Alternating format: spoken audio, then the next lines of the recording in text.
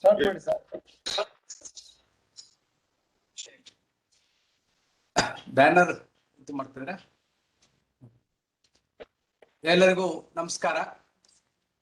ಆತ್ಮೀಯ ವೀಕ್ಷಕ ಬಂಧುಗಳೇ, ನಮ್ಮ ಕೈಯಲ್ಲಿ ನಮ್ಮ ಆರೋಗ್ಯ ಕಾರ್ಯಕ್ರಮದ ಇಂದಿನ ಆನ್ಲೈನ್ ಆರೋಗ್ಯದ ಅರಿವಿನ ಕಾರ್ಯಕ್ರಮಕ್ಕೆ ತಮ್ಮೆಲ್ಲರಿಗೂ ಆದರದ ಸ್ವಾಗತ.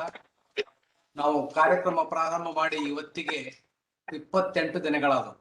ಕಳೆದ 28 ದಿನಗಳಿಂದ ಕೋವಿಡ್-19 ಎರಡನೇ ಅಲೆ ಕುರಿತಾಗಿ ವಿವಿಧ ಆಯಾಮಗಳಲ್ಲಿ ಅನೇಕ ಸಂಪನ್ಮೂಲ ವ್ಯಕ್ತಿಗಳು, ಹಿರಿಯ ತಜ್ಞರು ನಮ್ಮೊಂದಿಗೆ ಚರ್ಚೆ ಮಾಡಿದ್ದಾರೆ. ಈ ಹೊತ್ತು ನಮ್ಮೊಂದಿಗೆ ಇರ್ತಕ್ಕಂಥವರು ಡಾಕ್ಟರ್ ಶಶಿಧರ್ ಬುಗ್ಗಿ ಅವರು.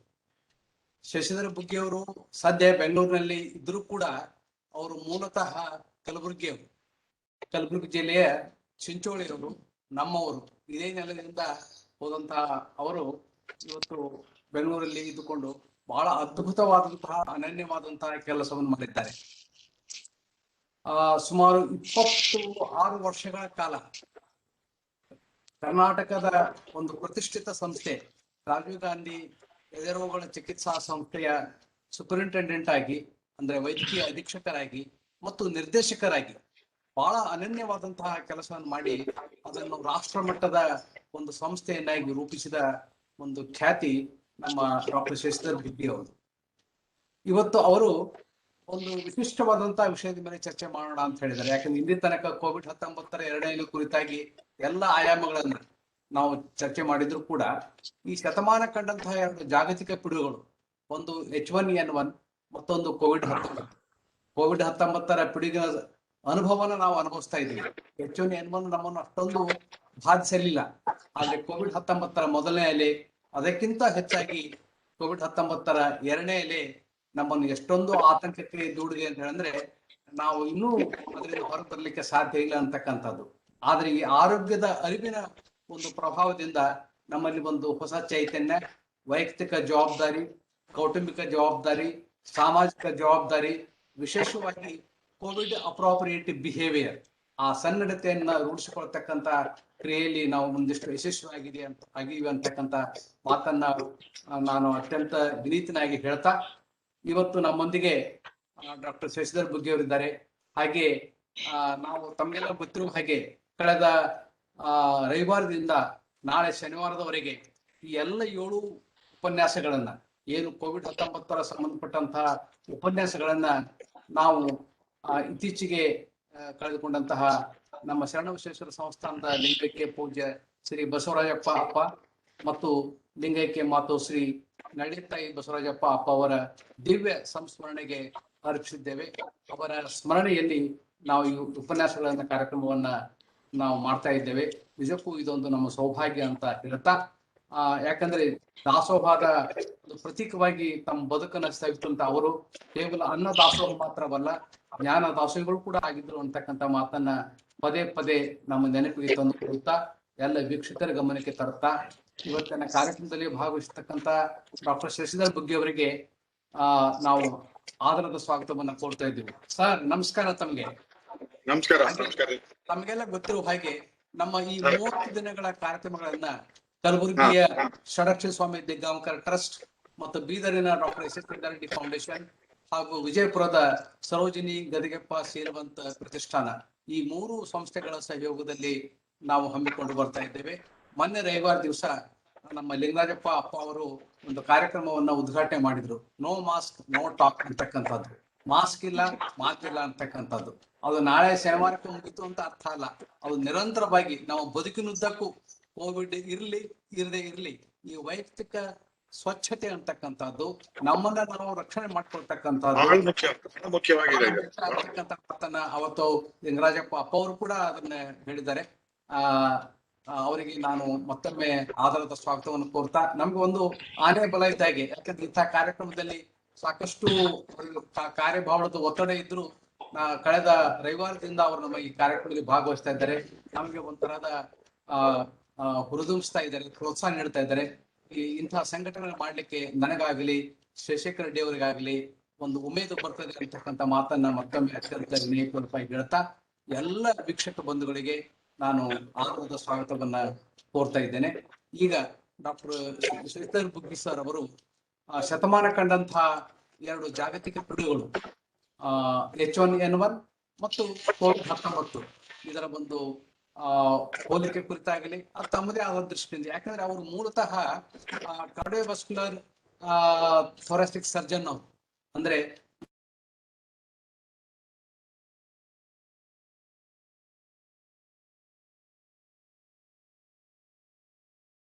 ಸರ್ ಮ್ಯೂಟ್ ಆಗಿದೆ, ಅನ್ಮ್ಯೂಟ್ ಮಾಡಿ.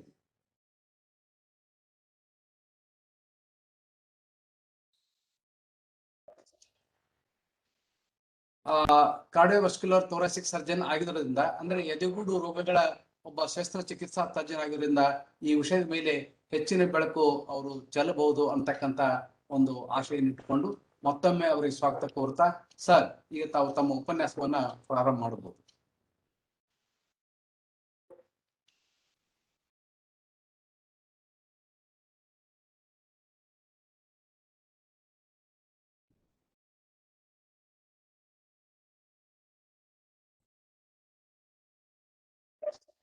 ಸರ್ ಬರ್ತಾ ಇಲ್ಲ, ಶೇರ್ ಮಾಡಿ ಸರ್. ಸರ್ ಅನ್ಮ್ಯೂಟ್ ಮಾಡ್ಕೊಂಡು ಬುಕ್ಕಿ ಸರ್ ಅನ್ಮ್ಯೂಟ್ ಮಾಡಿ ಶೇರ್ ಮಾಡಿ sir. Right sir, mic unmute ಮಾಡಿ ಸರ್.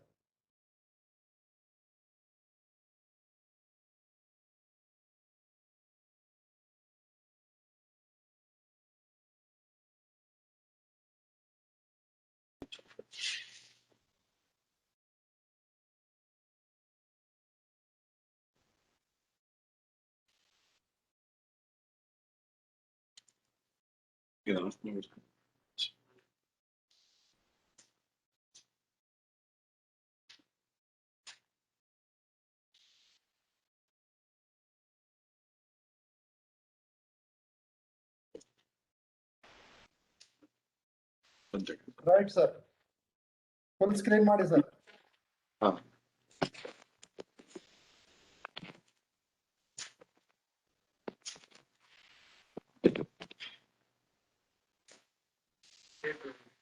ಈಗ ಚೆನ್ನಾಗಿ ಕಾಣ್ತಾ ಇದೀರಿ ಸರ್? ಕಾಣಿಸ್ತಾ ಇದೆ ಸರ್. ಸ್ಕ್ರೀನ್ ಕರೆಕ್ಟ್ ಆಗಿ ಕಾಣ್ತಾ ಇದೆಯಲ್ಲ? ಕರೆಕ್ಟ್ ಆಗಿ ಕಾಣ್ತಾ ಇದೆ ಸರ್. Okay okay. ಮೊಟ್ಟ ಮೊದಲಿಗೆ ನಿಮ್ಮೆಲ್ಲರಿಗೂ ಸಾಯಂಕಾಲದ ಈ ಶುಭಾಶಯಗಳ ಜೊತೆಯಲ್ಲಿ ಇವತ್ತು ಈ ಪ್ರೋಗ್ರಾಮ್ಗೆ ಏನಪ್ಪಾ ಅಂದ್ರೆ ನನಗೆ ಇನ್ವೈಟ್ ಮಾಡಿ ಇದ್ರ ಬಗ್ಗೆ ಕೆಲವು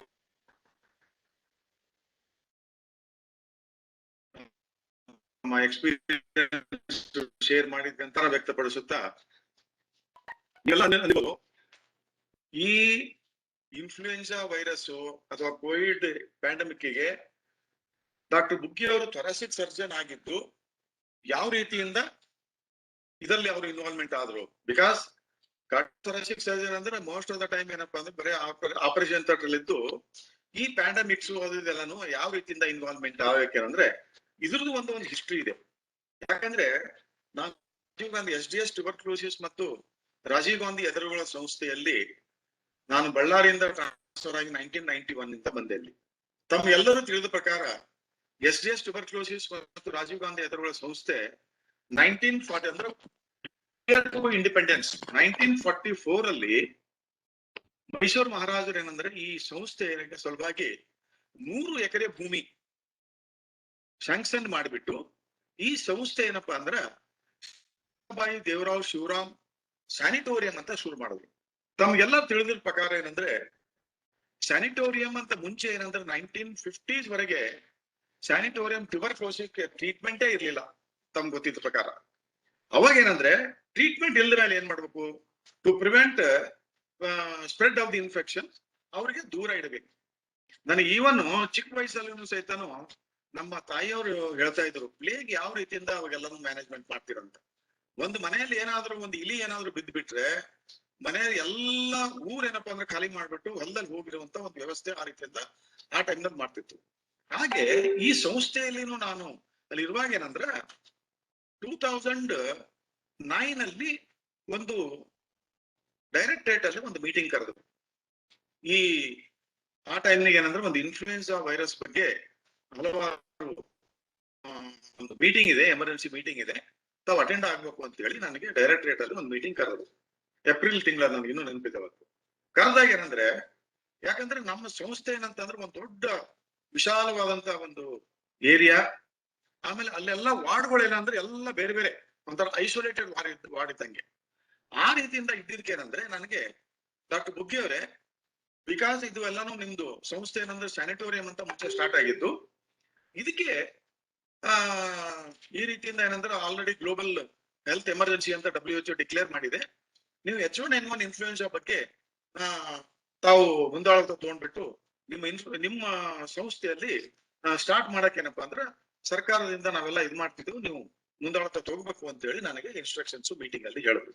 ಆ ರೀತಿಯಿಂದ ನಮ್ಮಲ್ಲಿ ಸ್ಟಾರ್ಟ್ ಆಗಿ ನಾನು ಫಸ್ಟ್ ಟೈಮ್ ಏನು ಅಂದ್ರೆ ಫಸ್ಟ್ ಪ್ಯಾಂಡಮಿಕ್ ನಾವು ನೋಡಿದ್ದೇನಂತಂದ್ರೆ ಈ H1N1 ಇನ್ಫ್ಲೂಯೆನ್ಸಾ ಪ್ಯಾಂಡಮಿಕ್.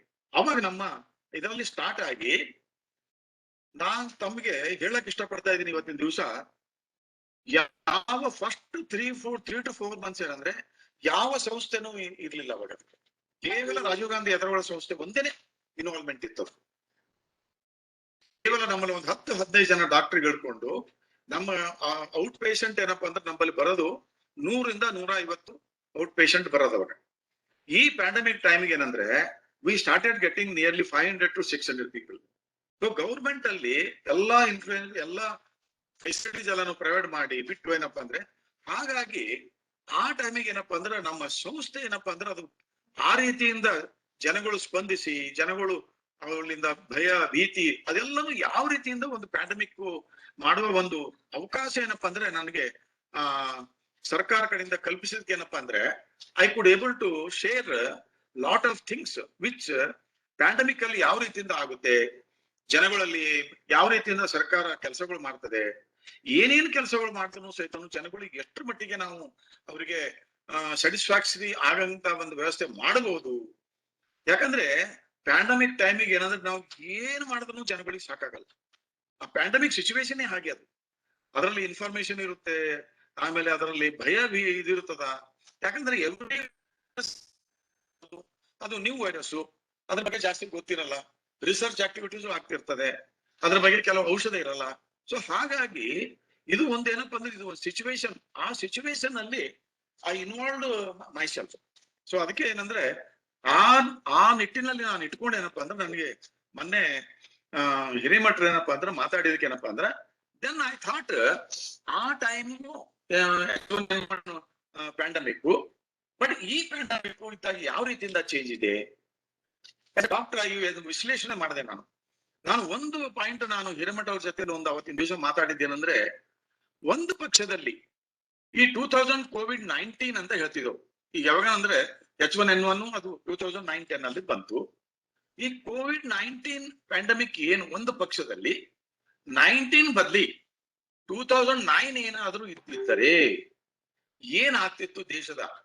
ಯಾಕಂದ್ರೆ ನಮಗೆ ಅವಾಗ ಒಂದು ಈ 21st ಸೆಂಚುರಿ ಇದು ಯಾವುದೇ ಒಂದು ಪ್ಯಾಂಡಮಿಕ್ ಬರಬೇಕು ಅಂತಂದ್ರೆ ಕೇವಲ 8 ವರ್ಷ 10 ವರ್ಷ 15 ವರ್ಷ ಪ್ಯಾಂಡಮಿಕ್ ಬರಲ್ಲ ಇವ್ರೆ. ಯೂಶಲಿ ನೀವು ಪ್ರೀವಿಯಸ್ ಪ್ಯಾಂಡಮಿಕ್ಸ್ ಎಲ್ಲ ನೋಡಿದ್ರೆ 40 years 50 years 100 years. ಸೊ ಹಾಗಾಗಿ ಈ 21st ಸೆಂಚುರಿಯಲ್ಲಿ ವಿದಿನ್ 10 ವರ್ಷದಲ್ಲಿ ಇನ್ನೊಂದು ಪ್ಯಾಂಡಮಿಕ್ ನಾವು ನೋಡಿದೇವೆ ಅಂತಂದ್ರೆ ಇದು ಒಂದು ಒಂದು ಒಂದು ಒಂದು ಎಮರ್ಜೆನ್ಸಿ ಅಲಾರ್ಮ್ ಕೊಟ್ಟಿದ್ದಂಗ ಅಂತ ನಾನು ಹೇಳಕ್ ಇಷ್ಟಪಡ್ತಾ ಇದ್ದೀನಿ ಇವತ್ತಿನ ದಿವಸ. ನಾನು ಇವತ್ತೇ ತಮ್ಮ ಮುಖಾಂತರ ಏನಪ್ಪಾ ಅಂದ್ರೆ ಈ ಕಾನ್ಫರೆನ್ಸ್ ಮುಖಾಂತರಕ್ಕೆ ನಾನು ಹೇಳಕ್ ಇಷ್ಟಪಡ್ತಾ ಇದ್ದೇನೆ ಅಂದ್ರೆ, ನಾವು ಈ ರೀತಿಯಿಂದ ಪ್ಯಾಂಡಮಿಕ್ಸ್ ಏನಂತಂದ್ರೆ ನೆಕ್ಸ್ಟ್ ನಾವು ನೋಡುವ ಸಾಧ್ಯತೆಗಳು ಇನ್ನೂ ಇದೆಯಾ ಅಂತ ನಾನು ಹೇಳಕ್ ಇಷ್ಟಪಡ್ತಾ ಇದ್ದೀನಿ. ಯಾಕಂದ್ರೆ ಮುಂಚಿನ ಪ್ಯಾಂಡಮಿಕ್ಗಳು ನೋಡಿದ್ರೆ ಆ ಪ್ಯಾಂಡಮಿಕ್ ಏನಪ್ಪಾ ಅಂತಂದ್ರೆ 20 ವರ್ಷ 25 ವರ್ಷ 30 ವರ್ಷ 40 ವರ್ಷ ಸ್ಪ್ಯಾನಿಷ್ ಫ್ಲೂ ಅಂತ ಹೇಳಿ ಅದು ನೋಡಿದ್ರೆ ಒಂದು 100 ಆಲ್ಮೋಸ್ಟ್ 90 years ಬಂದಿತ್ತು ನಮ್ಗೆ ಪ್ಲೇಗ್ ಅದೆಲ್ಲ ನೋಡಿದ್ರೆ. ಆದ್ರೆ ಅಂಥದ್ರಲ್ಲಿ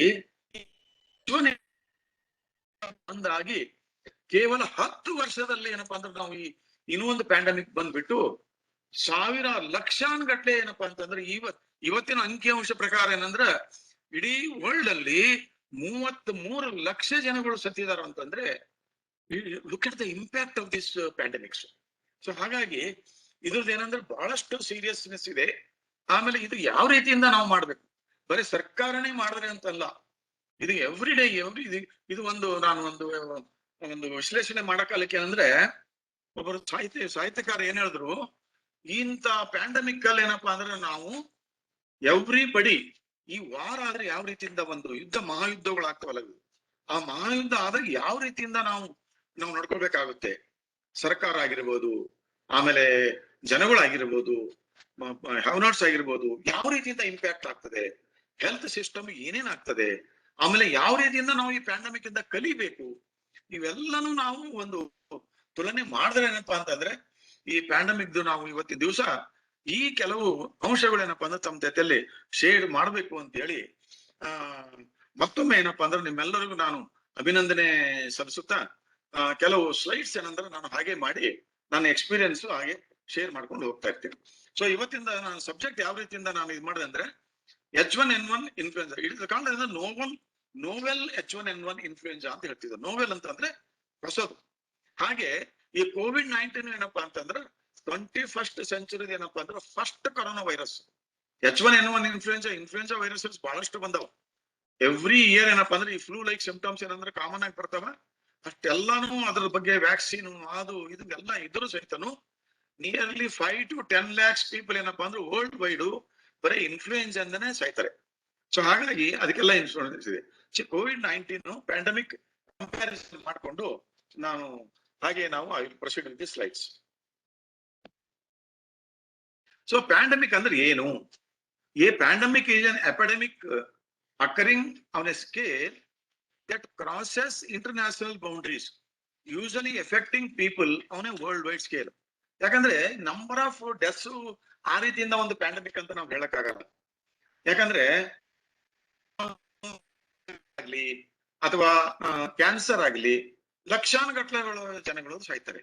ಸೊ ಹಾಗಂತ ಹೇಳಿ ನಾವು ಕ್ಯಾನ್ಸರ್ ಅನ್ನು ಪ್ಯಾಂಡಮಿಕ್ ಅಂತ ಹೇಳಕ್ಕಾಗಲ್ಲ. ಇದರಲ್ಲಿ ಮುಖ್ಯವಾದ ಒಂದು ಪ್ಯಾಂಡಮಿಕ್ ಅಂತ ಹೇಳಬೇಕು ಅಂತಂದ್ರೆ ಅಲ್ಲಿ it should spread from one person to another person. So it should be a transmittable disease ಅಂತ ಹೇಳ್ತಾರೆ. So throughout the human history there have been a number of pandemics of diseases such as small pox ಆಗಿರ್ಬೋದು, ನಾನು ಹೇಳಿದ್ನಲ್ಲ tuberculosis ಅಂತಾನೆ ನಮ್ಮ sanatorium start ಮಾಡಿದ ಅಂತ ಹೇಳಿದ್ನಲ್ಲ ಹಾಗೆ. And the most fatal pandemic is recorded in the history was the Black Death. That means plague ಅಂತ ಹೇಳ್ತಿರೋ. ಅದು ನಮ್ಮ ತಾಯಿಯವರೆಲ್ಲ ನಮ್ಮ ಚಿಕ್ಕ ವಯಸ್ಸೆಲ್ಲ ಹೇಳಿದ್ದೆಲ್ಲ ಇನ್ನು ನನಗೆ ನೆನಪಿದೆ. ಅದು which killed an estimated 75 to 200 million people in the world. ಕೆಲವು ಈ ಪ್ಯಾಂಡಮಿಕ್ ಬಗ್ಗೆ ನಾವು ಏನಂದ್ರೆ ಒಂದು ಹಿಸ್ಟ್ರಿ ಓದ್ತಾ ಹೋದ್ರೆ ಒಂದೊಂದು ಊರ್ ಏನಪ್ಪಾ ಅಂತಂದ್ರೆ ಕಂಪ್ಲೀಟ್ ಕ್ಲೀನ್ ಆಗಿದ್ದಂತ ಒಂದು ಹಿಸ್ಟ್ರಿಯಲ್ಲಿ ಇದಾಗಿದೆ ಇವ್ರೆ. ಸೊ ಹಾಗಾಗಿ ಈ ಪ್ಯಾಂಡಮಿಕ್ಸ್ ದಿಂದ ಬಹಳಷ್ಟು ನಾವು ಕಲಿಬೇಕಾದಂತ ಒಂದು ವಿಚಾರ. ಆಮೇಲೆ ಇದರೆಲ್ಲ ಕಾಜಸ್ ಏನಂದ್ರೆ ಮೇನ್ ಇನ್ಫೆಕ್ಷನ್ಸ್ ಇಂಥದ್ರಲ್ಲೂ ಪ್ಯಾಂಡಮಿಕ್ಸ್ ಬರೋದಂತಂದ್ರೆ ಈ ವೈರಸಸ್ ಅಂದ್ರೆ ಏನು? ಈ virus is A sub microscopic. ನಾವು ಬ್ಯಾಕ್ಟೀರಿಯಾನೇ ನಮ್ಗೆ ಕಣ್ಣಿಗೆ ಕಾಣಲ್ಲ. ಇನ್ನು ಇಂಥ ವೈರಸ್ಗಳು ಏನಪ್ಪಾ ಅಂದ್ರೆ 100ರಷ್ಟು ಕಡಿಮೆ ಸಣ್ಣದ್ರಲ್ಲಿ ಮೈಕ್ರೋಸ್ಕೋಪಿಕ್ ಇರ್ತದೆ. ಅಂದ್ರೆ sub microscopic infectious agent that replicates only inside the living cells of an organism. ಇದು ಬಹಳ ಮುಖ್ಯವಾದ ವಿಚಾರ. ಆಮೇಲೆ viruses infect all types of life forms from animals, plants to micro organisms including bacteria. ಅಂದ್ರೆ ಈ ವೈರಸ್ ಏನಪ್ಪಾ ಅಂತಂದ್ರೆ ಈ ಬ್ಯಾಕ್ಟೀರಿಯಾ ಏನಪ್ಪಾ ಅಂದ್ರೆ ಸರ್ಫೇಸ್ ಮೇಲೆ ಇರ್ಬೋದು, ಇನ್ನೊಂದ್ ಮೇಲೆ ಇರ್ಬೋದು, ಬಟ್ ವೈರಸ್ ಮಾತ್ರ it lives within the cells of an organism. So first virus concept ಬಂದಿದ್ದೇನಪ್ಪಾ ಅಂದ್ರೆ 1892 ಅಲ್ಲಿ. ಆಮೇಲೆ ಫಸ್ಟ್ ವೈರಸ್ ಅಂತ ಹೇಳಿದ್ದೇನಪ್ಪಾ ಅಂದ್ರೆ 1892 ಅಲ್ಲಿ 1988 ಅಲ್ಲಿ ಅಂದ್ರೆ ಫಸ್ಟ್ ವೈರಸ್ ವಾಸ್ ಐಡೆಂಟಿಫೈಡ್. ಆಮೇಲೆ ಇದ್ರ ಬಗ್ಗೆ ಒಂದು ರಿಸರ್ಚ್ ಲಾಸ್ಟ್ ಈಗ ಆಕ್ಚುಲಿ ಒಂದು ವೈರಾಲಜಿ ಅಂತ ಒಂದು ಮೈಕ್ರೋಬಯಾಲಜಿಯಲ್ಲಿ ಒಂದು ಸೂಪರ್ ಸ್ಪೆಷಾಲಿಟಿ, ನಾವ್ ಹೆಂಗೆ MCH ಮಾಡಿ ಕಾರ್ಡಿಯಕ್ ಸರ್ಜರಿ ಆಗಿ ನಾವು MCH ಮಾಡಿ ಸೂಪರ್ ಸ್ಪೆಷಾಲಿಟಿ ಅಂತ ನಾವ್ ಏನ್ ಹೇಳ್ತೀವಲ್ಲ, ಹಾಗೆ ಮೈಕ್ರೋಬಯಾಲಜಿಯಲ್ಲಿ ಸೂಪರ್ ಸ್ಪೆಷಾಲಿಟಿ ಅಂದ್ರೆ ವೈರಾಲಜಿ ಅಂತ ಹೇಳ್ಬೋದು. More than 6,000 virus species have been described in detail of the millions of types of viruses in the environment. So millions of viruses ಇದ್ದು ಯಾವ ರೀತಿಯಿಂದ ನಮ್ಮ ಬದುಕಿಗೆ ಏನಪ್ಪಾ ಅಂದ್ರೆ ಇದು ಮಾರಕ ಆಗಬಹುದು ಅಮ್ಮಲ್ಕೇನಂದ್ರೆ ಒಂದಷ್ಟು ಅದ್ರ ಬಗ್ಗೆ ಸೈಂಟಿಸ್ಟ್ ಏನಪ್ಪಾ ಅಂದ್ರೆ ಕಂಟಿನ್ಯೂಸ್ ಆಗಿ ಅದ್ರ ಬಗ್ಗೆ ರಿಸರ್ಚ್ ಆಗ್ತಾ ಇದೆ. ಈ ವೈರಸ್ ಏನಪ್ಪಾ ಅಂದ್ರೆ, ಈ virus invades living cells and uses their chemical machinery. ಇದು ಇಂಪಾರ್ಟೆಂಟ್. ಅದು ನಮ್ಮ ಸೆಲ್ಸ್ ಅಲ್ಲಿ ಹೋಗಿ ಆ ಸೆಲ್ ಅಲ್ಲೇ ಏನಪ್ಪಾ ಅಂದ್ರೆ ರಿಪ್ರೊಡಕ್ಷನ್ ಅಲ್ಲಿ ಶುರು ಆಗ್ಬಿಟ್ಟು ಆ ಸೆಲ್ ಅನ್ನೇ ಹಾಳು ಮಾಡ್ಬಿಡ್ತದೆ. To keep it alive and replicates itself, it may reproduce with fidelity. ಅಂದ್ರೆ ಸೇಮ್ ಟೈಪ್ ಆಗ್ಬೋದು ಆರ್ ವಿತ್ ಎರರ್ಸ್. ಅದೇ ಮ್ಯೂಟೇಶನ್ ಅಂತ ಇಂಪಾರ್ಟೆಂಟ್. ಈ ಮ್ಯೂಟೇಶನ್ ಆಗೋದ್ರಿಂದನೇ ನಮಗೆ ಅನಾಹುತ ಆಗ್ತಾ ಇದೆ. ಅದು ನಾನು ಮುಂದೆ ಹೇಳ್ತಾ ಇರ್ತೇನೆ. This ability to mutate is responsible for the ability of the viruses to change slightly in each infected person, making treatment difficult and unpredictable outcome. ಅದಕ್ಕಂತೇಳನೆ ತಮ್ಗೆ ಗೊತ್ತಿರಬಹುದು, ಈ ವ್ಯಾಕ್ಸಿನೇಷನ್ ಏನ್ ನಾವು ಮಾಡ್ತಿದೀವಲ್ಲ ರುಟೀನ್ ಆಗಿ ಏನಪ್ಪಾ ಅಂತಂದ್ರೆ, ಎಸ್ಪೆಷಲಿ ಈ ಇನ್ಫ್ಲೂಯೆನ್ಸಾ ವೈರಸಸ್ ಏನಪ್ಪಾ ಅಂದ್ರೆ ಬಹಳಷ್ಟು different types of influenza viruses ಎಲ್ಲ ಇದೆ. ಅದಕ್ಕೆ ಈ ವರ್ಷ ಕೊಟ್ಟಿದ್ದ ವೈರಸ್ ಇನ್ಫೆಕ್ಷನ್ ಏನಪ್ಪಾ ಆಗಲ್ಲ. ಯಾಕಂದ್ರೆ ಅದು ಮ್ಯೂಟೇಶನ್ ಚೇಂಜ್ ಆಗ್ತಾನೆ ಇರ್ತದ. ಅದು ಆಗೋದ್ರಿಂದ ಏನಪ್ಪಾ ಅಂತಂದ್ರೆ ಪೇಷಂಟ್ಸ್ಗೆ ಆಗಲ್ಲ. ಈವನ್ ನಾವು ಏನು ವ್ಯಾಕ್ಸಿನ್ ನಾವು ಅದಕ್ಕಂತ ಹೇಳಿ ಏನಪ್ಪಾ ಅಂದ್ರೆ 100% ಅದಕ್ಕೆ ನಾವು ಪ್ರೊಟೆಕ್ಷನ್ ಕೊಡಕ್ ಆಗಲ್ಲ ಅಂತ ಹೇಳಿದ್ರೆ this is the one scientific reason. ಅದಕ್ಕೆ novel, let us coming to the novel H1N1 pandemic ಅಂತ.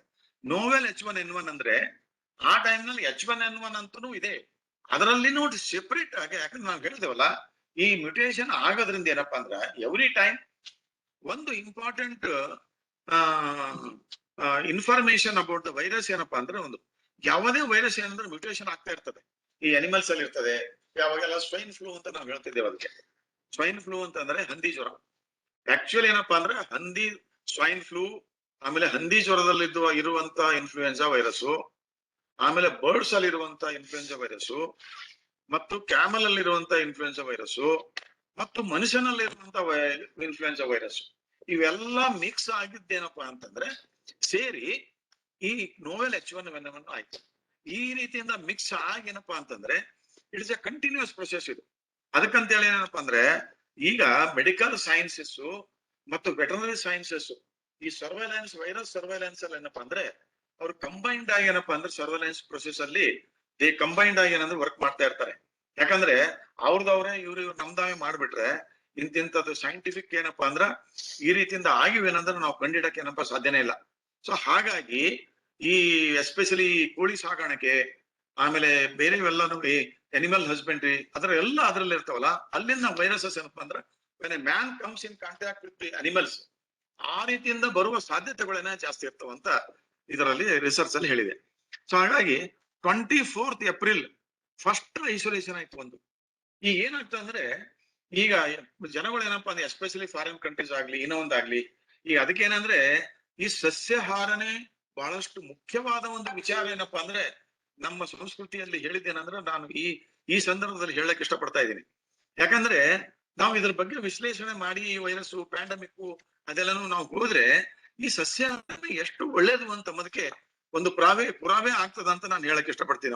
ಇವತ್ತಿನ ದಿವಸ ಐಸೋಲೇಷನ್ ನೋವೆಲ್ H1 ಆ ಟೈಮ್ಗೆ ಏನಪ್ಪಾ ಅಂತಂದ್ರೆ ಯಾರು ಈ ಅನಿಮಲ್ಸ್ ಜೊತೆಯಲ್ಲಿ ವರ್ಕ್ ಮಾಡ್ತಾ ಇರ್ತಾರಲ್ಲ ಅಂತ ಟೈಮಿಗೆ ಅವ್ರಿಗೆ ಏನಾದ್ರು ಫೀವರ್ ಅದು ಇದು ಬಂದ್ರೆ ಏನಪ್ಪಾ ಅಂದ್ರೆ ಅವರಿಗೆ ಟೆಸ್ಟ್ ಮಾಡುವಂತ ಒಂದು ವ್ಯವಸ್ಥೆಗಳಿದೆ. ಅಂತ ಟೈಮಿಗೆ ಏನಂದ್ರೆ ಈ 2009 ಅಲ್ಲಿ ಏನು H1N1 ಪ್ಯಾಂಡಮಿಕ್ ಬಂತಲ್ಲ, ಅವಾಗ ಸಸ್ಪಿಷನ್ ಆಯ್ತದು. ಸೊ ಸಸ್ಪಿಷನ್ 24th ಏಪ್ರಿಲ್ಗೆ ಏನಪ್ಪಾ ಅಂದ್ರೆ ಐಸೋಲೇಷನ್ ಆದ ತಕ್ಷಣ they started working on it. ಅವಾಗ H1N1 ವೈರಸ್ 7 ಪೇಷಂಟ್ಗೆ ಟೆಸ್ಟ್ಗಳು ಶುರು ಆಯ್ತು. ಟೆಸ್ಟ್ಗಳು ಶುರುವಾಗಿ ವಿದಿನ್ ಜೂನ್ ಅಲ್ಲ ಮಟ್ಟಿಗೆನೆ, ಬಿಕಾಸ್ ಎನಿ ವೈರಸ್ ಅದು ಇಫ್ ಇಟ್ ಸಸ್ಟೈನ್ಸ್ ಯಾವುದೇ ಒಂದು ಚೇಂಜಸ್ ಆಗ್ತಾ ಇರ್ತವೆ ಈ ಅನಿಮಲ್ಸ್ ಅಲ್ಲಿ, ಅದೆಲ್ಲನು ಆ ಚೇಂಜಸ್ ಆಗಿದಾಗ ಆ ಮ್ಯೂಟೇಶನ್ ಆಗಿದಂತ ವೈರಸ್ಸು ಅದಕ್ಕೆ ಹೊಸ ಹೊಸ ಪ್ರಾಪರ್ಟೀಸ್ ಬರಕ್ ಶುರು ಆಗ್ತವೆ. ಆ ಹೊಸ ಹೊಸ ಪ್ರಾಪರ್ಟೀಸ್ ಅಲ್ಲಿ ಆ ವೈರಸ್ ಏನಪ್ಪಾ ಅಂದ್ರೆ ವೆನ್ ಇಟ್ ಕಮ್ಸ್ ಔಟ್, ಈ ಫಾರ್ ಇನ್ಸ್ಟೆನ್ಸ್ ನಾವು ಸ್ನೀಜಿಂಗ್ ಆಗಿರ್ಬೋದು, ಕಾಫ್ ಮಾಡೋ ಟೈಮಿಗೆ ಈ ಹೊರಗಡೆ ಸರ್ಫೇಸ್ ಮೇಲೆ ಬೀಳ್ತದ. ಅವಾಗ ಬಿದ್ದಾಗ ಒಂದು ಪಕ್ಷದಲ್ಲಿ ನಾವು ಅದೇನಾದ್ರೂ ಅದು ಸಸ್ಟೈನ್ ಆಯ್ತು, ಇಮಿಡಿಯೇಟ್ಲಿ ಅಟ್ಮಾಸ್ಫಿಯರ್ ಬಂದ ತಕ್ಷಣ ಸತ್ತೋಗ್ಬಿಟ್ರೆ ಅದು ಏನಪ್ಪಾ ಅಂದ್ರೆ ನಮ್ಗೆ ಯಾರಿಗೂ ಇನ್ಫೆಕ್ಷನ್ ಆಗಲ್ಲ. ಇಫ್ ಇಟ್ ಇಸ್ ಸರ್ವೈಸ್ ಫಾರ್ ಒಂದ್ 3 ಅವರ್ಸ್ 4 ಅವರ್ಸ್ 5 ಅವರ್ಸ್ ಆಮೇಲೆ ಅಟ್ಮಾಸ್ಫಿಯರ್ ಅಲ್ಲಿ ಪೋಲನ್ಸ್ ಆಗಿ ಈ ಪಾರ್ಟಿಕಲ್ಸ್ ಆಗೇನಪ್ಪಾ ಅಂತಂದ್ರ ಏರ್ ಅಲ್ಲಿ ಫ್ಲೋಟಿಂಗ್ ಆಗಂದ ಅದು ಇತ್ತಪ್ಪ ಅಂದ್ರೆ ಅವಾಗ once it goes inside it if it has the capacity to invade our cells then ಈ ಪ್ಯಾಂಡಮಿಕ್ ಇನ್ಫೆಕ್ಷನ್ ಶುರು ಆಗ್ತದ. ಈ ರೀತಿಯಿಂದ ಆಗುವಂತ, ಯಾಕಂದ್ರೆ ಈ ಅನಿಮಲ್ಸ್ ಅಲ್ಲಿ ಈ ಚೇಂಜಸ್ ಆಗುವುದೇನಪ್ಪ ಅಂದ್ರೆ ಸಹಜವಾದ ಗುಣಧರ್ಮ ವೈರಸ್ಗೆ, ಫಿಟೆಸ್ಟ್ ಆಫ್ ದಿ ಸರ್ವೈವಲ್ ಅಂತ ಹೇಳ್ತಿದ್ವಲ್ಲ, ಅದು ಚೇಂಜಸ್ ಆಗ್ತಾ ಇರ್ತದೆ.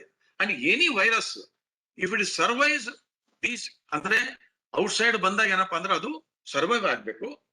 ಆಮೇಲೆ it should have the capacity to invade our cells. ಇವೆರಡು ಕೆಪಾಸಿಟಿ ಅದಕ್ಕಿತ್ತಪ್ಪ ಅಂದ್ರೆ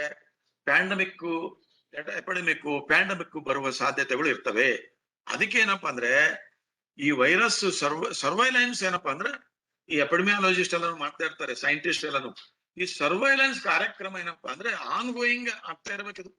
ಇಲ್ಲೇ ಹೋದ್ರೆ ಈ ರೀತಿಯಿಂದ ಪ್ಯಾಂಡಮಿಕ್ ಎಲ್ಲ ಪ್ರಿವೆಂಟ್ ಮಾಡೋದು ಬಹಳ ಕಷ್ಟ.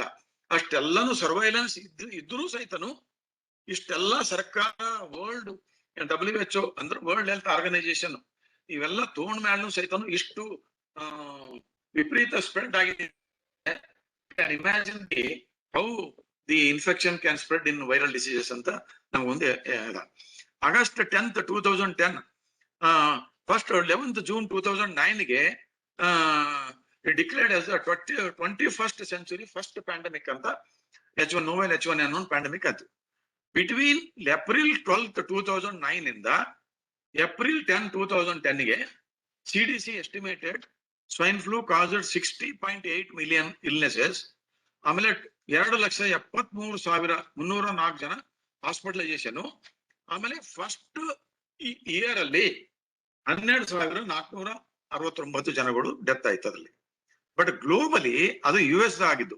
ಬಟ್ ಗ್ಲೋಬಲಿ ಏನಪ್ಪಾ ಅಂತಂದ್ರೆ ನಿಯರ್ಲಿ 1.51 ಅಂದ್ರೆ 1.5 ಲಕ್ಷದಿಂದ 5.7 ಪೀಪಲ್ ಡೈಡ್ ಅಂತ ಹೇಳಿ ಏನಂದ್ರೆ ಸ್ವೈನ್ ಫ್ಲೂ ಬಗ್ಗೆ ಏನಪ್ಪಾ ಅಂದ್ರೆ ಗ್ಲೋಬಲಿ ಎಸ್ಟಿಮೇಷನ್ ಮಾಡಿದ್ದಾರೆ. So let us come to the novel corona virus. So corona virus ಏನಪ್ಪಾ ಅಂದ್ರೆ ಇದು ಒಂದು ಹೊಸ ಕರೋನಾ ವೈರಸ್. ಯಾವ ರೀತಿಯಿಂದ H1N1 ಹೊಸ ನೋವೆಲ್ H1N1 ಅಂತ ಹೇಳ್ದಲ್ಲ, ಅದೇ ಪ್ರಕಾರ ಇದನ್ನು ಹೊಸದು.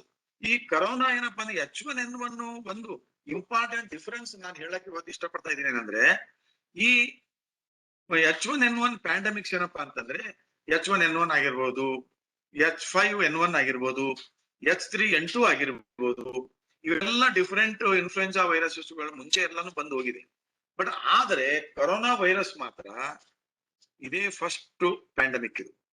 ಸೊ ಹಾಗಾಗಿ ಈ ರಿಸರ್ಚ್ ಆಗಿರ್ಬೋದು, ವ್ಯಾಕ್ಸಿನ್ ಪ್ರೊಡಕ್ಷನ್ ಆಗಿರ್ಬೋದು, ಡ್ರಗ್ಸ್ ಆಗಿರ್ಬೋದು, H1 ಕಂಪೇರ್ ಮಾಡಿದ್ರೆ ಬಹಳಷ್ಟು ಕಷ್ಟದಾಯಕವಂತ ನಾನು ಹೇಳಕ್ ಆಗ್ತಾನೆ. ಯಾಕಂದ್ರೆ ಇನ್ಫ್ಲುಯೆನ್ಸಾ ಬಗ್ಗೆ ಬಹಳಷ್ಟು 100 ವೈರಸ್ ಇಂದ ಇನ್ಫ್ಲುಯೆನ್ಸಾ ಬಗ್ಗೆ ರಿಸರ್ಚ್ ಬಹಳಷ್ಟು ಆಗ್ತಾ ಇದೆ. ಯಾಕಂದ್ರೆ ತಮ್ಮ ಕೇಳಿದ ಪ್ರಕಾರ 2003 ಅಲ್ಲಿ ಮರ್ಸ್ ಅಂತ ಬಂತು, ಅದನ್ನು ಕರೋನಾ ವೈರಸ್. ಆಮೇಲೆ ಸಾರ್ಸ್ ಅಂತ ಬಂತು. ಲಕ್ಕಿಲಿ ಅವೆರಡು ವೈರಸಸ್ ಏನಪ್ಪಾ ಪ್ಯಾಂಡಮಿಕ್ ಲೆವೆಲ್ ಅಲ್ಲಿ ಹೋಗ್ಲಿಲ್ಲ, ಎಂಡಮಿಕ್ ಆಯ್ತದ ಅಷ್ಟೇ. ಆಯಾ ಜಾಗದಲ್ಲಿ ಬಂತು. ಬಟ್ ಅದೇನಾದ್ರೂ ಎಂಡಮಿಕ್ ಆಗಿದ್ರೆ ಈಗ ನಾವು ಡೆತ್ ರೇಟ್ ಏನ್ 2% 3% ಅಂತ ಏನ್ ಹೇಳ್ತೀವಲ್ಲ, ಆ ಡೆತ್ ಏನಪ್ಪಾ ಅಂದ್ರೆ 15 to 20% ಆಗಿರೋದು.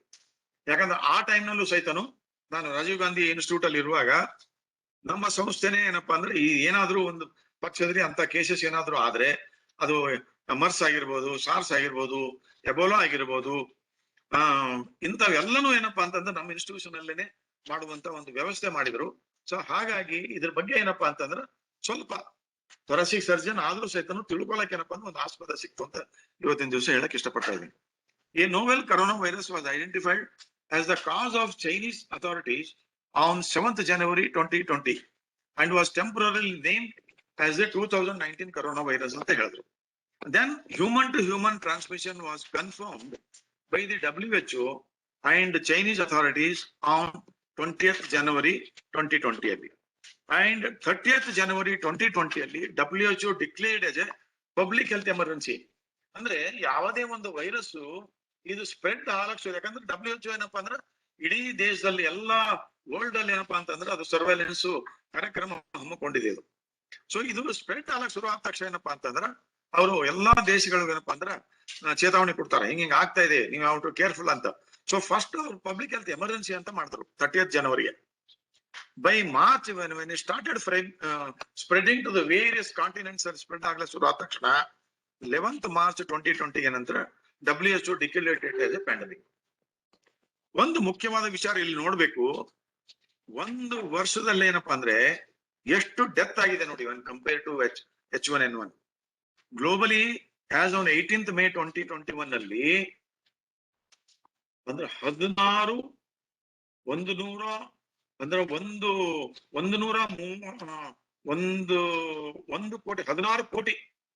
16 ಕೋಟಿ ಜನಗಳು ಲೆಕ್ಕ ಹಾಕಿ ಆಮೇಲೆ 38 ಲಕ್ಷ ಜನಗಳು ಡೆತ್ ಆಗಿದೆ ಅಂದ್ರೆ you can imagine the impact of this corona virus ಇಡೀ ದೇಶ. ಸೊ ಅಂದ್ರೆ ಇದಕ್ಕೆ ನಾವು H1N1 ಅದಕ್ಕೆ ಅಂತಾನೆ ನಾನು ಮೊನ್ನೆ ನನಗೆ ಒಂದು ಟಿವಿ ಅವತ್ತಿನ ದಿವಸ ಒಂದು ವಿಶ್ಲೇಷಣೆ ಮಾಡಿದೆ. ಯಾಕಂದ್ರೆ ಒಂದು ಪಕ್ಷದಲ್ಲಿ ಈ ಏನಾದ್ರೆ COVID-19 ಆಯ್ತಿದ್ದು, ನಾವು ಲಾಸ್ಟ್ 10 years ಅಲ್ಲಿ ಏನಪ್ಪಾ ಅಂದ್ರ ಈ ಫಸ್ಟ್ 20th century, ಯಾಕಂದ್ರೆ ನಾವೆಲ್ಲಾನು ಮೆಡಿಕಲ್ ನಾವು ಜಾಯ್ನ್ ಆಗಿದ್ಮೇಲೆ, ಅಂದ್ರೆ ನಾನು ಮೆಡಿಕಲ್ ಜಾಯ್ನ್ ಆಗಿದ್ದು 1968 ಅಲ್ಲಿ, ಅವಾಗ ನಡೆದು ನಾವು ಯಾವ ಪ್ಯಾಂಡಮಿಕ್ ನೋಡಿರ್ಲಿಲ್ಲ. ಸೊ ಒಂದು ಪಕ್ಷದಲ್ಲಿ 2009 ಅಲ್ಲಿ ಏನು H1N1 ಬಂತಲ್ಲ, ಅದ್ರ ಬದಲು ಏನಪ್ಪಾ ಅಂತಂದ್ರೆ ಈ ಕೋವಿಡ್ ಏನಾದ್ರೂ 2009 ಅಲ್ಲಿ ಬಂದಿದ್ರೆ ಏನಾಗ್ತಿತ್ತು ಅಂತ ಒಂದು ನಾನು I was thinking, because I actively involve. ಯಾಕಂದ್ರೆ ಅವಾಗಿನ ಪರಿಸ್ಥಿತಿಯಲ್ಲಿ ದೇಶದಲ್ಲಿ ನಾವು ಎಷ್ಟು ಟೆಸ್ಟ್ಗಳು ಮಾಡ್ತಿದ್ದೆವು, ಎಲ್ಲೆಲ್ಲಿ ಅದ್ರ ಪ್ರಕಾರ ಇದಿತ್ತು. ತಮಗೆ ಇವತ್ತಿನ ದಿವಸ ನಾನು ಹೇಳಕ್ ಇಷ್ಟಪಡ್ತಾ ಇದ್ದೀನಿ, ಫಸ್ಟ್ ನಮ್ಮಲ್ಲಿ ಪ್ರೋಗ್ರಾಮ್ ಅಂದ್ರೆ ಇಡೀ ಕರ್ನಾಟಕದಲ್ಲಿ ಏನಪ್ಪಾ ಅಂದ್ರೆ ರಾಜೀವ್ ಗಾಂಧಿ ಎದುರು ಸಂಸ್ಥೆ ಅಂದ್ರೆ ಫಸ್ಟ್ ಸ್ಟಾರ್ಟ್ ಆಯ್ತು. ಅವಾಗ ನಾವು ಒಂದು ಟೆಸ್ಟ್ ಮಾಡ್ಬೇಕಾದ್ರೆ ಒಂದು ದಿವಸಕ್ಕೆ ನಾವು ಮಾಡ್ಬೇಕು ಕೇವಲ 100 ಟೆಸ್ಟ್ ಅಷ್ಟೇ ಮಾಡ್ತಿದ್ವು, ಶಾಪ್ಸ್ ತಗೊಂಡ್ಬಿಟ್ಟು. ಅವಾಗ ಈ ಟೆಸ್ಟ್ ನಾವು ದಿವಸ ಎಷ್ಟು ಲಕ್ಷಾನುಗಟ್ಲೆ ಏನಪ್ಪಾ ಅಂತಂದ್ರೆ ಒಂದೊಂದು ಸ್ಟೇಟ್ ಅಲ್ಲೇನೆ ಲಕ್ಷಾನುಗಟ್ಲೆ ಏನಪ್ಪಾ ಅಂದ್ರೆ ನಾವು ಟೆಸ್ಟ್ಗಳು ಮಾಡುವಂತ ಒಂದು ವ್ಯವಸ್ಥೆ ಏನಪ್ಪಾ ಅಂದ್ರೆ ನಾವು ಮಾಡಿಟ್ಟಿದ್ದೇವೆ ಈಗ ನಮ್ಮ ಕರ್ನಾಟಕದಲ್ಲಿ ಮತ್ತು ಇಡೀ ದೇಶದಲ್ಲಿ ಮಾಡಿಟ್ಟಿದ್ದೇವೆ. ಆ ಟೈಮ್ನಲ್ಲಿ ಏನಪ್ಪಾ ಅಂದ್ರೆ ಕರ್ನಾಟಕದಲ್ಲೇನೆ ಒಂದು 100 ಟೆಸ್ಟ್ ಮಾಡ್ಬೇಕು ಆಗುವಂತ ವ್ಯವಸ್ಥೆ ಅವಾಗ ಇರ್ಲಿಲ್ಲ. ಫಸ್ಟ್ ಟೆಸ್ಟ್ ಇಡೀ ದೇಶದಲ್ಲಿ ಏನಂದ್ರೆ NIV ಪುಣೆ, ಆಮೇಲೆ NICD ಡೆಲ್ಲಿ, ಎರಡೇ. ಸೊ ಒಂದು ಟೆಸ್ಟ್ ನಾವು ಇಲ್ಲಿ ಏನಾದ್ರು ಟೆಸ್ಟ್ ಮಾಡಿ ಥ್ರೋಟ್ ಸ್ವಾಬ್, ನೇಸಲ್ ಸ್ವಾಬ್ ತಗೊಂಡಿದ್ರೆ ಅದು ಯಾವ ರೀತಿಯಿಂದ ನಾವು ಮಾಡ್ತಿದ್ವಿ ಅಂತ ಹೇಳಕ್ಕೆ ಇವತ್ತು ತಮ್ಮ ಮುಖಾಂತರ ನಾನು ಹೇಳಕ್ ಇಷ್ಟಪಡ್ತಾ ಇದ್ದೀನಿ. ಅವಾಗ ನಮ್ಗೆ NIV ನಮ್ದು ಲೋಕಲ್ ಬ್ರಾಂಚ್ ಇತ್ತು ಇಲ್ಲಿ ಬೆಂಗಳೂರಲ್ಲಿ. ಅವಾಗ ನಾವು ರಾಜೀವ್ ಗಾಂಧಿ ಸಂಸ್ಥೆಯಲ್ಲಿ ಅವಾಗ ಆ ಟೈಮ್ನಾಗ ಏನಪ್ಪಾ ಅಂದ್ರೆ ಅದು ಇದರಲ್ಲಿತ್ತು, ಅಲ್ಲಿ ವಿಕ್ಟೋರಿಯಾ ಹಾಸ್ಪಿಟಲ್ ಕ್ಯಾಂಪಸ್ ಅಲ್ಲಿ ಇತ್ತು. ಅವಾಗ ಅವ್ರು ಬಂದ್ಬಿಟ್ಟು ನಮ್ಮ ಪೇಷಂಟ್ಗೆ ಥ್ರೋಟ್ ಸ್ವಾಬ್ ಅದೆಲ್ಲ ಟೆಕ್ನಿಷಿಯನ್ಸು ಎಲ್ಲಾನು PPE ಅದೆಲ್ಲಾನು ಹಾಯ್ಕೊಂಡು ಏನಪ್ಪಾ ಅಂದ್ರೆ ಅವ್ರು ತೆಗೆದು ಮಾಡಿ ಏನಪ್ಪಾ ಅಂದ್ರೆ ಅದು ಪ್ಯಾಕಿಂಗ್ ಎಲ್ಲಾನು ಮಾಡಿ ಇಂಟರ್ನ್ಯಾಷನಲ್ ಏರ್ಪೋರ್ಟಿಗೆ ಬಂದು ಅದು ಕಳಿಸಿ send it to the Pune. So ಅವತ್ತು ಸಾಯಂಕಾಲ ಪುಣೆಗೆ ಹೋಗೋದು. ಆ ಪೂನಾಕ್ ಹೋದ್ಮೇಲೆ ಅಲ್ಲೇನೋ ನಾವು ಟೆಸ್ಟ್ಗಳು ಮಾಡಿ ಅಲ್ಲಿಂದ ನಾವು ರಿಪೋರ್ಟ್ ಬರ್ಬೇಕಾದ್ರೆ 3ನೇ ದಿವಸಕ್ಕೆ ನಮ್ಗೆ ರಿಪೋರ್ಟ್ ಬರ್ತಿತ್ತು. ಸೊ ಮ್ಯಾಕ್ಸಿಮಮ್ ನಾವು ಬೆಳಿಗ್ಗೆಯಿಂದ ಸಾಯಂಕಾಲ ತನಕ ಟೆಸ್ಟ್ಗಳು ಮಾಡಿ ಫಸ್ಟ್ ಸ್ಟಾರ್ಟಿಂಗ್ ಅಲ್ಲಿ ಒಂದು 50-60 ಏನೋ ಮಾಡ್ತಿದ್ದೆವು. ಸೊ ಸಬ್ಸಿಕ್ವೆಂಟ್ಲಿ ಏನಪ್ಪಾ ಅಂತಂದ್ರೆ we started increasing about 80 to 100. ಆ ಲೆವೆಲ್ ಅಲ್ಲಿ ಏನಪ್ಪಾ ಅಂದ್ರೆ ಇತ್ತು. ಅಲ್ಲಿ ಆ ಟೈಮಿಗೆ ಇನ್ನೂ ಒಂದು ಮುಖ್ಯವಾದ ವಿಚಾರ ಏನಪ್ಪಾ ಅಂದ್ರೆ ಇನ್ಫ್ಲೂಯೆನ್ಸಾ ವೈರಸಸ್ ಏನಪ್ಪಾ ಅಂದ್ರೆ ಬಹಳಷ್ಟು ಬೇರೆ ಕಡೆ ಎಲ್ಲ ಕಡೆ ಇರೋದ್ರಿಂದ ಅದ್ರ ಬಗ್ಗೆ ಔಷಧನೂ ಸಹಿತ ಇತ್ತು, ಟ್ಯಾಮಿಫ್ಲೂ ಅಂತ ಔಷಧ ಸಹಿತ ಇತ್ತು. ಈ ಟೈಮಿಗೆ ಏನಪ್ಪಾ ಅಂದ್ರೆ ಬಿಕಾಸ್ ಇದು ಹೊಸ ವೈರಸ್ ಇರೋದ್ರಿಂದ ಫಸ್ಟ್ ಕರೋನಾ ಪ್ಯಾಂಡಮಿಕ್ ಅಂತ ಹೇಳ್ತಾ ಇದ್ದೇವಲ್ಲ ನಾವು, ಇದಕ್ಕೆ ಹೊಸ ಔಷಧನೂ ಇಲ್ಲ, ಟೆಸ್ಟ್ ಮಾಡುವಂತ ವ್ಯವಸ್ಥೆನೂ ಇಲ್ಲ ಒಂದು ಪಕ್ಷದಲ್ಲಿ. ಆಮೇಲೆ ಇದು ಇನ್ಫೆಕ್ಟಿವಿಟಿ ಜಾಸ್ತಿ ಇದೆ, ಮಾರ್ಟಾಲಿಟಿ ಜಾಸ್ತಿ ಇದೆ. ಅದಕ್ಕೇನೆ ತಮ್ಮ ಮುಖಾಂತರ ನಾನು ಏನ್ ಹೇಳಕ್ ಇಷ್ಟಪಡ್ತಾ ಇದ್ದೀನಿ ಅಂದ್ರೆ ಒಂದು ಪಕ್ಷದಲ್ಲಿ ಕರೋನಾ 2019 ಬದಲಿ 2009 ಏನಾದ್ರೂ ಇದ್ದಿದ್ರೆ ಈ ಡೆತ್ ರೇಟ್ ಏನಪ್ಪಾ ಅಂತಂದ್ರೆ ಏನ್ ನಮ್ಮಲ್ಲಿ ಡೆತ್ ರೇಟ್ ಆಗಿದೆ ಅದು ಇದ್ರ ಇಂಟು 10 ಮಾಡ್ಬೇಕಾಗಿತ್ತು ಅಂತ ನಾನು ಹೇಳ್ತಾ ಇದ್ದೆ. 1 ಲಕ್ಷ ಜನಗಳು ಸತ್ತಿದ್ರೆ 10 ಲಕ್ಷ ಜನಗಳು ಸಾಕಿದ್ರು. ಇಡೀ ದೇಶದಲ್ಲಿ ಏನಪ್ಪಾ ಅಂದ್ರೆ ಈ 33 ಕೋಟಿ ಅಲ್ಲ 33 ಲಕ್ಷ ಜನಗಳು ಏನು ಇದಾಗ್ತಾರಲ್ಲ, ಇಟ್ ವುಡ್ ಹ್ಯಾವ್ ಬೀನ್ 33 ಕೋಟಿ ಜನಗಳು ಆಗ್ತಿರೋ ಅಂತ ನಾನು ಹೇಳ್ತಾ ಇದ್ದೆ. 3 ಕೋಟಿ ಜನಗಳು ಸಾಕಿದ್ರು. So this was the impact of. ಹಾಗಾಗಿ ಯಾವುದೇ ಒಂದು ಪ್ಯಾಂಡಮಿಕ್ ಏನಪ್ಪಾ ಅಂತಂದ್ರೆ entire country, entire world will wake up. They come together. These are all the plus point plus aspect of pandemic ಅಂತ ಹೇಳ್ತಾ ಇದ್ದೀನಿ. ಯಾಕಂದ್ರೆ ಜನಗಳು ಏನಪ್ಪಾ ಅಂದ್ರ ಇಡೀ ನಾವು ಹೇಳಕ್ ಇದು ಮಾಡ್ತಾ ಇದ್ದೀನಿ, ಇಡೀ ದೇಶದಲ್ಲಿ ಏನಪ್ಪಾ ಅಂತಂದ್ರೆ ಜನಗಳು ಏನಪ್ಪಾ ಅಂದ್ರೆ ಒಗ್ಗಟ್ಟಿಂದ ಕೆಲಸಗಳು ಮಾಡುವಂತ ಒಂದು ಮನೋಭಾವ ಏನಪ್ಪಾ ಅಂದ್ರೆ ನಮ್ಗೆ ಎಲ್ಲರಿಗೂ ಬಂದಿದೆ. ಆಮೇಲೆ ನಾವೆಲ್ಲ ಚಿಕ್ಕ ವಯಸ್ಸಲ್ಲಿ ಇದ್ದಾಗ ಮನೆಯಲ್ಲಿ ಯಾವ ರೀತಿಯಿಂದ ನಮ್ಮ ತಂದೆ ತಾಯಿಗಳು ಹೇಳೋರು, ನಾವ್ ಏನಾದ್ರು ಹೊರಗಡೆ ಹೋಗಿ ಬಂದ್ರೆ ಅಂಗಳಲ್ಲಿ ನಿಂತ್ಬಿಟ್ಟು ಕೈಕಾಲು ತೊಳ್ಕೊಬೇಕು. ಕೈಕಾಲು ತೊಳ್ಕೊಂಬಲ್ಲ ಏನಪ್ಪಾ ನಾವು ಒಳಗಡೆ ಬಿಡ್ತಾನೆ ಇರ್ಲಿಲ್ಲ ನಮ್ಮ ತಾಯಿಯವರು. ಆ ಸ್ವಚ್ಛತೆ ಬಗ್ಗೆ, ನಮ್ಮಲ್ಲಿ ಇರುವಂತಹ ಹಬ್ಬ ಹುಣ್ಣಿಮೆ ಇವೆಲ್ಲನೂ ಏನಪ್ಪಾ ಅಂದ್ರೆ ನಾವ್ ಏನ್ ಮಾಡ್ತಾ ಇದೀವಲ್ಲ, ಇವೆಲ್ಲ ನಮ್ಮ ಸಂಸ್ಕೃತಿಯಲ್ಲಿ ನಮ್ಮ ಹಬ್ಬ ಹುಣ್ಣಿಮೆ ಇದರ ಎಲ್ಲಾನು ಏನಪ್ಪಾ ಅಂದ್ರೆ ಇಂಥ ಪ್ಯಾಂಡಮಿಕ್ಗಳು, ಇಂಥ ಇನ್ಫೆಕ್ಷನ್ಗಳು ಪ್ರಿವೆಂಟ್ ಆಗುವಂತ ಒಂದು ಸಂಸ್ಕೃತಿ ಏನಪ್ಪಾ ಅಂದ್ರೆ ನಮ್ಮ ಸಂಸ್ಕೃತಿಯಲ್ಲಿ ಇದೆ ಅಂತ ಹೇಳಕ್ ಏನಪ್ಪಾ ಅಂದ್ರೆ ನಾನು ಹಲವಾರು ಮಾಧ್ಯಮ ಮುಖಾಂತರ ಏನಪ್ಪಾ ಅಂದ್ರೆ ನಾನು ಹೇಳಿದ್ದೀನಿ ಇದ್ ಮುಖ. ಸೊ ಹಾಗಾಗಿ ಇದು ಸ್ವಚ್ಛತೆ ಏನಪ್ಪಾ ಅಂದ್ರೆ ಇದು ಬಹಳಷ್ಟು ಮುಖ್ಯವಾದ ಒಂದು ವಿಚಾರ. ಯಾಕಂದ್ರೆ ಯಾವುದೇ ಇಲ್ಲಿ ಏನಂದ್ರೆ ಇದು ಹೊಸ ವೈರಸ್ ಇರೋದ್ರಿಂದ ಇದಕ್ಕೆ ಔಷಧ ಇರಲ್ಲ. ಇದು ಯಾವ ರೀತಿಯಿಂದ ಸ್ಪ್ರೆಡ್, ಯಾಕಂದ್ರೆ ಅದಕ್ಕೆ ಒಂದು ಈ ಒಂದು ಹೊಸ ವೈರಸ್ ಆದಾಗ ಏನಪ್ಪಾ ಅಂದ್ರೆ ಅದಕ್ಕೆ ಇನ್ವೇಜನ್ ಆಗುವಂತ ವ್ಯವಸ್ಥೆ ಇದ್ರೇನೆ ಅದು ಸ್ಪ್ರೆಡ್ ಆಗುತ್ತದೆ. The fact that it is spreading ಅಂತಂದ್ರೆ ಅದಕ್ಕೆ ಅದ್ರ ಕೆಪಾಸಿಟಿ ಇದೆ ಅಂತ ಅರ್ಥ. ಸೊ ಹಾಗಾಗಿ ಇವೆಲ್ಲ ಮುಖ್ಯ ಅಂದ್ರೆ ಸ್ವಚ್ಛತೆ ಆಗೋದು. ಅದಕ್ಕಂತೇಳೇನೆ ಈಗ ನಾವು ವೇರಿಯಸ್ ನಾನ್ ಫಾರ್ಮಸ್ಯೂಟಿಕಲ್ ಮೆಜರ್ಸ್ ಅಂತ ನಾವೇನ್ ಹೇಳಿದೇವಲ್ಲ, social distancing, hand washing, mask use ಮಾಡೋದು, ಇವೆಲ್ಲನೇನಪ್ಪಾ ಅಂದ್ರೆ ಇದೇ ಮುಖ್ಯ.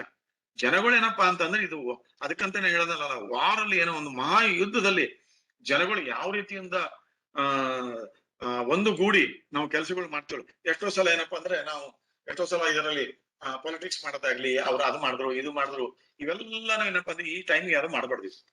ನನ್ನ ಕಳಕಳಿಯಿಂದ ನಾನು ಹೇಳ್ತಾ ಇದ್ದೀನಿ, ಇದರಲ್ಲಿ ಪಾಲಿಟಿಕ್ಸ್ ಆಗಿರ್ಬಾರ್ದು. ಆಮೇಲೆ ಯಾವ ಆಫೀಸರ್ ಆದ್ರೂ ಸಹಿತನು, ಜನಗಳು ಆದ್ರೂ ಸಹಿತನು, ಇದು ಎಲ್ಲರ ಸಲುವಾಗಿ ನಾವು ಮಾಡ್ತಾ ಇದ್ದೇವೆ. ಇಂಥ ಪ್ಯಾಂಡಮಿಕ್ ಏನಪ್ಪಾ ಅಂದ್ರೆ ನಾವು ಒಂದು ಗೂಡಿ ಕೆಲಸ ಮಾಡಿದ್ರೆ ಏನಪ್ಪಾ ಅಂದ್ರೆ ಈ ಜೀವನಗಳು, ಯಾಕಂದ್ರೆ ನಾವು ಎಷ್ಟೋ ಸಲ ನೋಡ್ತೀವಿ ನಮ್ಮ ಡಾಕ್ಟರ್ ಕಮ್ಯುನಿಟಿಯಲ್ಲೇನೆ ನರ್ಸಸ್, ಪ್ಯಾರಾಮೆಡಿಕಲ್ ಸ್ಟಾಫ್ ದಿನ ರಾತ್ ಏನಪ್ಪಾ ಅಂದ್ರೆ ಅವ್ರ ಕೆಲಸಗಳು ಮಾಡ್ತಾ ಇದ್ದಾರೆ. ಅಂತ ಟೈಮಿಗೆ ಏನಂದ್ರೆ ಅವ್ರಿಗೂ ಎಷ್ಟು ಫಿಯರ್ ಇರ್ತದೆ. ಅವ್ರು ಎಷ್ಟೋ ಜನಗಳು ಏನಪ್ಪಾ ಅಂತಂದ್ರೆ ಸತ್ತಿ ನೋಡೋದೇನಪ್ಪಾ ಅಂದ್ರೆ ಒಂದು ಕಣ್ಣಲ್ಲಿ ನೀರ್ ಬರ್ತದೆ ಅಂತ ಟೈಮಿಗೆ. ಸೊ ಹಾಗಾಗಿ ಈ ಪ್ಯಾಂಡಮಿಕ್ ಏನಪ್ಪಾ ಅಂದ್ರೆ ನಾವು ಇದ್ರ ಬಗ್ಗೆ ತಿಳ್ಕೊಂಡು ಏನಪ್ಪಾ ಅಂದ್ರೆ ನಾವು ಹೆಚ್ಚಿನ ರೀತಿಯಿಂದ ಕೆಲಸ ಮಾಡುವಂತ ಒಂದು ವ್ಯವಸ್ಥೆ, ಒಂದು ಗೂಡಾಗಿ ಅಂದ್ರೆ ಕೆಲಸಗಳು ಮಾಡುವಂತ ಒಂದು ವ್ಯವಸ್ಥೆ ಏನಂದ್ರೆ ನಮ್ಮಲ್ಲಿ ಅಳವಡಿಸ್ಕೋಬೇಕು ಅಂತ ಇವತ್ತಿನ ಮುಖಾಂತರ ಹೇಳ್ತಾ ಇದ್ದೀವಿ. ಸೊ ನಾವು ಈಗ ಕಂಪೇರ್ ಮಾಡಿ ನೋಡೋಣ ಎಕ್ಸಾಕ್ಟ್ಲಿ ಏನು ಯಾವ ರೀತಿಯಿಂದ ಆಯ್ತು ಅಂತ. ಫಾಸ್ಟ್ ಆಗಿ ಹೇಳ್ತೀನಿ ನಾನು, ಅದು ಆರ್ಡರ್ ಡಿಲೇ ಆಗ್ತಾ ಇದೆ. ಯಾವ ಇಯರ್ ಸ್ಟಾರ್ಟ್ ಆಯ್ತು? 2001 ಇನ್ಫ್ಲೂಯೆನ್ಸಾ ಏನಪ್ಪಾ ಅಂದ್ರೆ ಇದು 2009-10 ಆಯ್ತು. 2020 ಇನ್ನು ಪ್ರೆಸೆಂಟ್ ಮುಗ್ದಿಲ್ಲ ಅದು. ಯಾಕಂದ್ರೆ ಇದು ಯಾವ ಟೈಮಿಗೆ ಏನಪ್ಪಾ ಅಂದ್ರೆ ಇನ್ನ WHO ಅವರು ಪ್ಯಾಂಡಮಿಕ್ ಎಂಡ್ ಆಯ್ತು ಅಂತ ಹೇಳ್ತಾರ ಮೊದಲು. ಆದಷ್ಟು ಮಟ್ಟಿಗೆ ಏನಪ್ಪಾ ಅಂದ್ರೆ ನಾವೆಲ್ಲರೂ ಒಂದು ಗೂಡಿ ಕೆಲಸ ಮಾಡಿ ಇದಕ್ಕೆ ಹತೋಟಿಯಲ್ಲಿ ತಂದು WHO ಏನಂದ್ರೆ ಆದಷ್ಟು ಮಟ್ಟಿಗೆ ನಾವು ಕಂಟ್ರೋಲ್ ಮಾಡಿದ್ರೆ ಏನಪ್ಪಾ ಅಂದ್ರ ಇಡೀ ಬರೀ ನಮ್ ದೇಶದಂತೆ ಅಲ್ಲ, ಅದು ಇಡೀ ವರ್ಲ್ಡ್ ಅಲ್ಲಿ ಕಂಟ್ರೋಲ್ ಮಾಡಿ ಏನಂದ್ರೆ ಇದು ಯಾವಾಗ ಆದಷ್ಟು ಜಲ್ದಿ ಏನಪ್ಪಾ ಅಂದ್ರ ಇದು ಕಂಟ್ರೋಲ್ ಮಾಡಿ ನಿಯಂತ್ರಣಕ್ಕೆ ತಂದು ಸಾವು ನೋವುಗಳನ್ನು ಕಡಿಮೆ ಮಾಡಿ ನಾವು ಇದು ಪ್ಯಾಂಡಮಿಕ್ ಎಂಡ್ ಆಗ್ಲಿ ಅಂತ ಹೇಳಿ ನಾನು ತಮ್ಮ ಮುಖಾಂತರ ಏನಪ್ಪಾ ಅಂದ್ರೆ ಆಶಿಸುತ್ತೇನೆ. ವರ್ಲ್ಡ್ ವೈಡ್ ಡೆತ್ಸ್ ಎಷ್ಟಾಗಿದೆ ನೋಡಿ, ಆದ್ರೆ ಒಂದು ವರ್ಷದಲ್ಲಿ ಅವಾಗ ಇನ್ ದ ಫಸ್ಟ್ 12 months ಅಲ್ಲಿ 2,84,000 ಆಗಿತ್ತು. ಕೊರೋನಾದಲ್ಲಿ ನೋಡಿ ಎಷ್ಟು, ಬರೇ 12 ಎಷ್ಟು ಅಂದ್ರೆ ಯು ಕ್ಯಾನ್ ಇಮ್ಯಾಜಿನ್. ಇಲ್ಲಿ 2 ಲಕ್ಷ ಇಲ್ಲ ಆದ್ರೆ ಇಲ್ಲಿ 20 ಲಕ್ಷ ಆಗಿದೆ ಬರೀ ಒಂದು ವರ್ಷದಲ್ಲಿ. ಈಗ ಪ್ರೆಸೆಂಟ್ ಇವತ್ತಿಂದು ಡೇಟ್ ನೋಡಿದ್ರೆ ಏನಪ್ಪಾ ಅಂದ್ರೆ 33 ಲಕ್ಷ. ಆಮೇಲೆ ವೈರಸ್ ಇದು 2009 H1N1 ಇನ್ಫ್ಲೂಯೆನ್ಸಾ ವೈರಸ್, ಇಲ್ಲಿ SARS-CoV-2 ಕೊರೋನಾ ವೈರಸ್. ಆಮೇಲೆ ಟ್ರಾನ್ಸ್ಮಿಷನ್ ಮಾತ್ರ ಸೇಮ್. ಸಿಂಪ್ಟಮ್ಸ್ ಅದೆಲ್ಲ ಅದಕ್ಕೆ ಏನಪ್ಪಾ ಅಂದ್ರೆ ನಾವು ಡಾಕ್ಟರ್ಸ್ ಅಲ್ಲಿನೂ ಹಲವಾರು ನಾವು ಎಷ್ಟೋ ಜನ ಡಾಕ್ಟರ್ ಜೊತೆ ಎಲ್ಲ ಚರ್ಚೆಗಳು ಮಾಡಿದೆವು. ಸ್ಟಾರ್ಟಿಂಗ್ ಅಲ್ಲಿ ಏನಪ್ಪಾ ಅಂದ್ರೆ ಬಹಳಷ್ಟು ಈ ಅಪ್ಪರ್ ರೆಸ್ಪಿರೇಟರಿ ಇನ್ಫೆಕ್ಷನ್ಗಳು ಏನಂದ್ರೆ ಬಹಳಷ್ಟು ಇದೆ. ಅದರಲ್ಲಿ ಏನೋ ಟ್ರಾನ್ಸಿಲೈಟಿಸ್ ಇರ್ಬೋದು, ಮಮ್ಸ್ ಇರ್ಬೋದು, ವೂಪಿಂಗ್ ಕಾಫ್ ಇರ್ಬೋದು, ಮಕ್ಕಳಲ್ಲಿ ಬ್ಯಾಕ್ಟೀರಿಯಲ್ ಇನ್ಫೆಕ್ಷನ್ ಇರ್ಬೋದು, ಕಾಮನ್ ಕೋಲ್ಡ್ ಇರ್ಬೋದು. ಯಾಕಂದ್ರೆ ಯಾವುದೇ ಅಲ್ಲಿ ಒಂದು ನಮ್ಮ ಈ ಮೆಡಿಕಲ್ OPD ಅಲ್ಲಿ ನಾವು ಏನಾದ್ರು ವಿಶ್ಲೇಷಣೆ ಮಾಡಿದ್ರೆ 100 ಪೇಷಂಟ್ ಅಲ್ಲಿ ಏನಪ್ಪಾ ಅಂದ್ರೆ 30 ಭಾಗ ಏನಪ್ಪಾ ಅಂದ್ರೆ ರೆಸ್ಪಿರೇಟರಿ ಸಂಬಂಧಪಟ್ಟಿದ್ದಂತ ಕಾಯಿಲೆಗಳು ಇರ್ತಾವ. ಸೊ ಹಾಗಾಗಿ ಈ ಡಿಫರೆನ್ಸಿಯೇಟ್ ಮಾಡೋದು ಏನಪ್ಪಾ ಅಂದ್ರೆ ಒಂದು ಡಾಕ್ಟರ್ಸ್ಗೆ ಏನಪ್ಪಾ ಅಂದ್ರೆ ಬಹಳ ಮುಖ್ಯವಾದಂತ. So a shrewd doctor who has worked in such pandemics ಅಲ್ಲಿ ಏನಪ್ಪಾ ಅಂದ್ರೆ ಅವರು ಐಡೆಂಟಿಫೈ ಮಾಡಿ ಇದು ಇರ್ಬೋದು, ಈ ಕೋವಿಡ್ ಪ್ಯಾಂಡಮಿಕ್ ಇರ್ಬೋದು, ಕೋವಿಡ್ ಡಿಸೀಸ್ ಇರ್ಬೋದು ಅಂತೇಳಿ ಐಡೆಂಟಿಫೈ ಮಾಡ್ತಾರೆ. ಅದಕ್ಕೆ ಏನಪ್ಪಾ ಅಂದ್ರೆ ತಮ್ಮ ಮುಖಾಂತರ ನಾನು ಹೇಳಕ್ ಏನ್ ಇಷ್ಟಪಡ್ತಾ ಇದ್ದೀನಿ ಅಂದ್ರೆ, ಕಾಮನ್ ಕೋಲ್ಡ್ ಇಂದ ಎಷ್ಟೋ ಕೋವಿಡ್ 19 ಅಲ್ಲದೆ ಬಹಳಷ್ಟು ಕಾಯಿಲೆಗಳು ಏನಪ್ಪಾ ಅಂತಂದ್ರೆ ವೈರಲ್ ಡಿಸೀಸು ಅವೆಲ್ಲ ಏನಂದ್ರೆ ಬರೀ 2 ದಿವಸ 3 ದಿವಸ ಬಂದು ಹೋಗ್ತಿರ್ತವೆ. ಹಾಗಾಗಿ ನಮಗೆ ನೆಗಡಿ, ಕೆಮ್ಮು, ಒಂದು ಸ್ಲೈಟ್ ಜ್ವರ ಬಂದ ತಕ್ಷಣ ಕೋವಿಡ್ ಅಂತ ತಿಳ್ಕೊಂಬೋದು ಒಂದು ತಪ್ಪು ಕಲ್ಪನೆ ಅಂತ ನಾನು ಹೇಳಕ್ ಇಷ್ಟಪಡ್ತಾ ಇದ್ದೀನಿ. Then coming to the contagious, ಎರಡು contagious less, but when compare to H1N1 ಏನಪ್ಪಾ ಅಂದ್ರ H1N1 ಲೆಸ್ ಕಂಟೇಜಿಯಸ್. ಅದಕ್ಕಂತ ಏನಪ್ಪಾ ಅಂದ್ರ ನಂಬರ್ ಆಫ್ ಪೀಪಲ್ ಜಾಸ್ತಿ ಆಗಿದೆ, ನಂಬರ್ ಆಫ್ ಡೆತ್ಸ್ ಜಾಸ್ತಿ ಆಗಿದೆ, ಅದೊಂದು ಗುಣಧರ್ಮ. ಆಮೇಲೆ ಫೀವರ್ ಮಾತ್ರ ಸಿಂಪ್ಟಮ್ಸ್ ಅಲ್ಲಿ ಮೆಜಾರಿಟಿ ಆಫ್ ದ ಸಿಂಪ್ಟಮ್ಸ್ ಏನಪ್ಪಾ ಅಂತ ಆಲ್ಮೋಸ್ಟ್ ಸೇಮ್ ಎರಡರಲ್ಲಿ. ಸಿಂಪ್ಟಮ್ಸ್ ಆನ್ಸೆಟ್ ಏನಂದ್ರೆ ಇಲ್ಲಿ ಸಡನ್ ಆನ್ಸೆಟ್, ಇಲ್ಲಿ ಸ್ವಲ್ಪ ಗ್ರಾಜುವಲ್ ಆಗಿ ಬರ್ತವೆ. ಈ ಫ್ಲೂ ಅಲ್ಲಿ ಏನಪ್ಪಾ ಅಂದ್ರೆ ಸಡನ್ ಹೈ ಟೆಂಪರೇಚರ್ ಬರೋದೇನಪ್ಪಾ ಅಂದ್ರೆ ಕಾಮನ್ ಆಗಿ ಬರೋದು. ಬಟ್ ಈ ವೈರಲ್ ಇನ್ಫೆಕ್ಷನ್ಸ್ ಏನಪ್ಪಾ ಅಂದ್ರೆ ಇದೇ ಮೆಜಾರಿಟಿಯಲ್ಲಿ ಒಂದು ಪ್ಯಾಟರ್ನ್ ಇರುತ್ತೆ.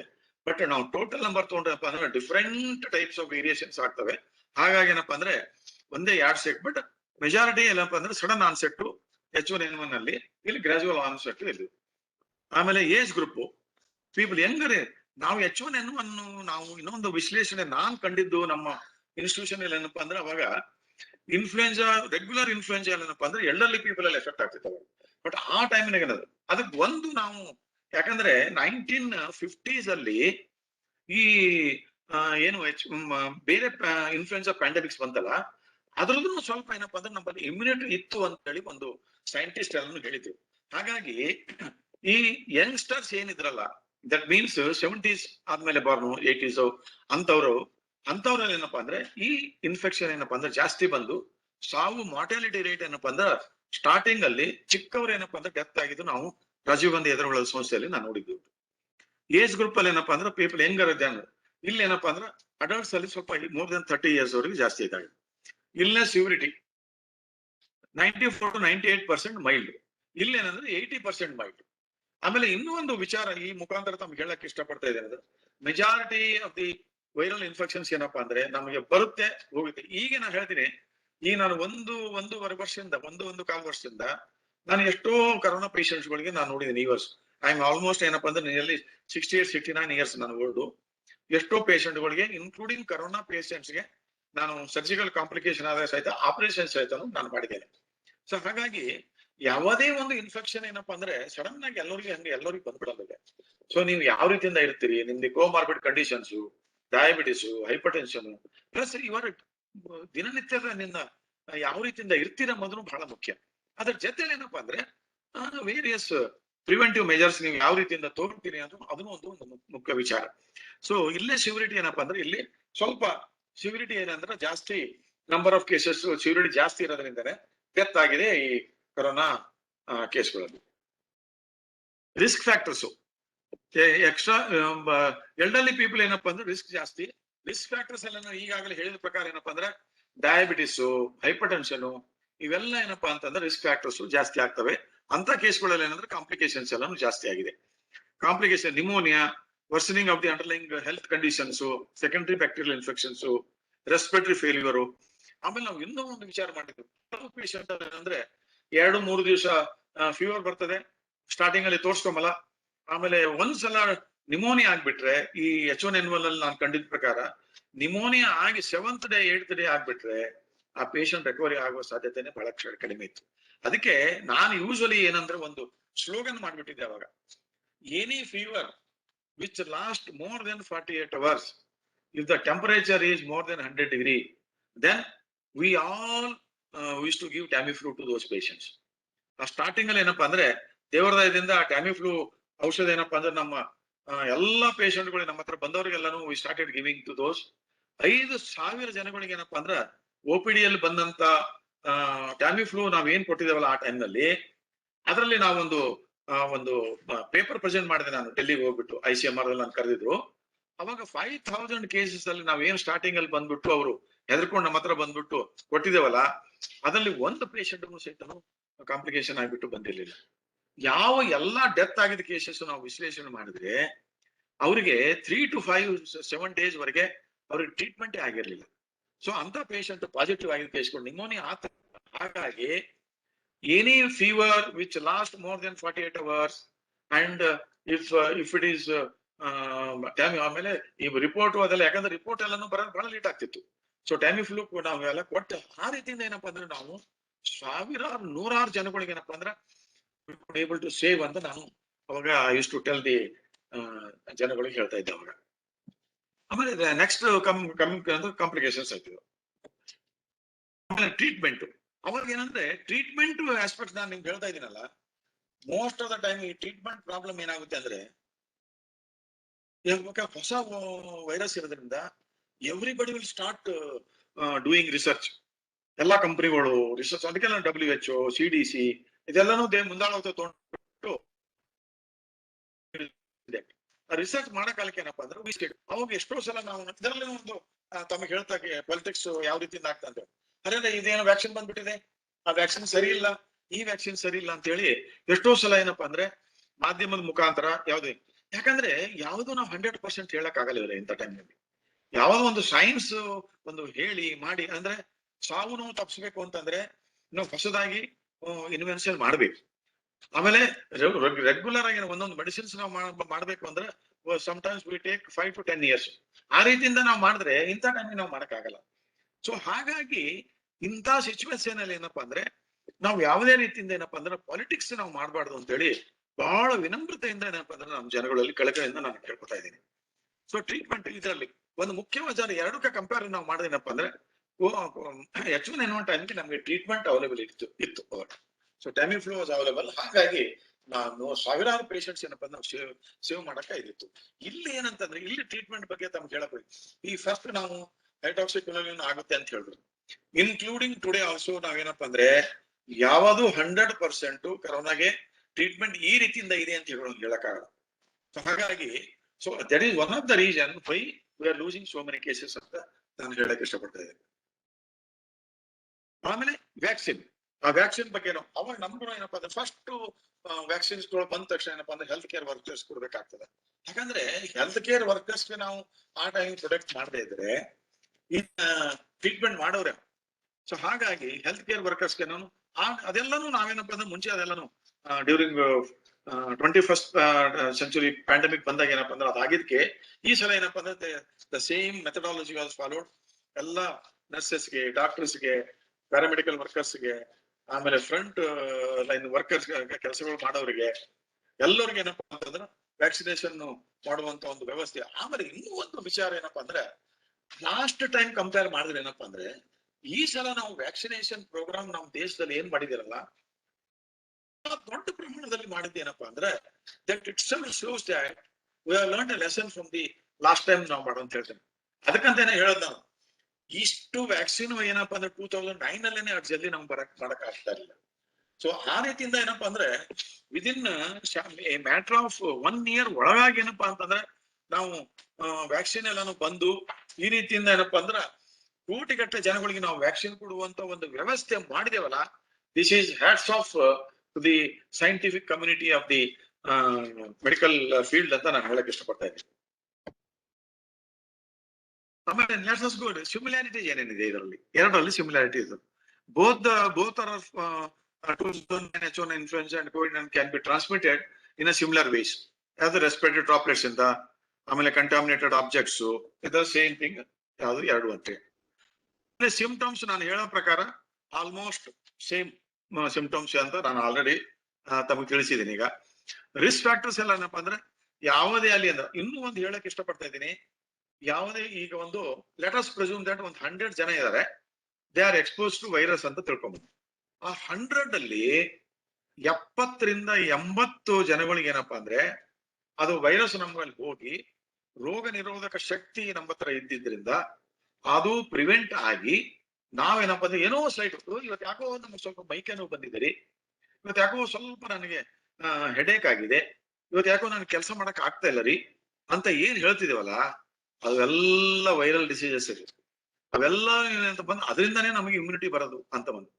ಆಮೇಲೆ ಇನ್ನೂ ಒಂದು ಮುಖ್ಯ ವಿಚಾರ ಏನಪ್ಪಾ ಅಂದ್ರೆ, ಕಂಪೇರ್ ಟು ವೆಸ್ಟರ್ನ್ ಕಂಟ್ರೀಸ್ ಈ ವೈರಲ್ ಪ್ರಾಬ್ಲಮ್ ನಮ್ಮ ದೇಶದಲ್ಲಿ ಕಡಿಮೆ ಅಂತ ನಾನು ಹೇಳಕ್ ಇಷ್ಟಪಡ್ತಾ ಇದ್ದೀನಿ ಇವತ್ತಿನ ದಿವಸ. ಅದು ಯಾಕೆ ಅಂತಂದ್ರೆ, ಯಾಕಂದ್ರೆ ಫಾರಿನ್ ಕಂಟ್ರೀಸ್ ಅಲ್ಲಿ health facilities, the amount of money which is spent on health facilities ಅದೆಲ್ಲ ಅವರಿಗೆಲ್ಲ ಕಂಪೇರ್ ಮಾಡಿದ್ರೆ ನಾವು ಬಹಳಷ್ಟು ಕಡಿಮೆ ಲೆವೆಲ್ ಅಲ್ಲಿ ಇದ್ದಿದ್ದೀವಿ. ಬಟ್ ಆದ್ರೂ ಏನಪ್ಪಾ ಅಂದ್ರೆ ನಮ್ಮಲ್ಲಿ ಯಾಕಂದ್ರೆ ನಮ್ಮ ನಮ್ಮ ಪ್ರೈಮ್ ಮಿನಿಸ್ಟರ್ ಹೇಳ್ತಾರಲ್ಲ, ನಾವೆಲ್ಲ ಸೂರ್ಯ ಪುತ್ರರು ಅಂತ.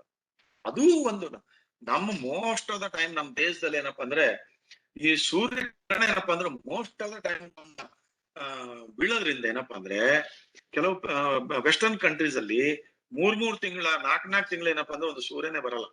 ಅಂತ ಟೈಮ್ ಅಲ್ಲಿ ಏನಂದ್ರೆ ಈ ವೈರಸ್ ಏನಪ್ಪಾ ಅಂದ್ರೆ ಎಂಟೈರ್ ಕಮ್ಯುನಿಟಿ ಏನಪ್ಪಾ ಅಂದ್ರೆ ಒಂದು ಫ್ರಿಜ್ ಇದ್ದಂಗೆ. ಇಂತ ವೈರಸಸ್ -20 -30 -10 ಅಂತದ್ರಲ್ಲಿ ಏನಂದ್ರೆ ಎಲ್ಲ ವೈರಸ್ ಏನಪ್ಪಾ ಅಂದ್ರೆ ಹಂಗೆ ಕೂಡಾಗ ಅಲ್ಲೇ ಕುಂತಿರ್ತದೆ.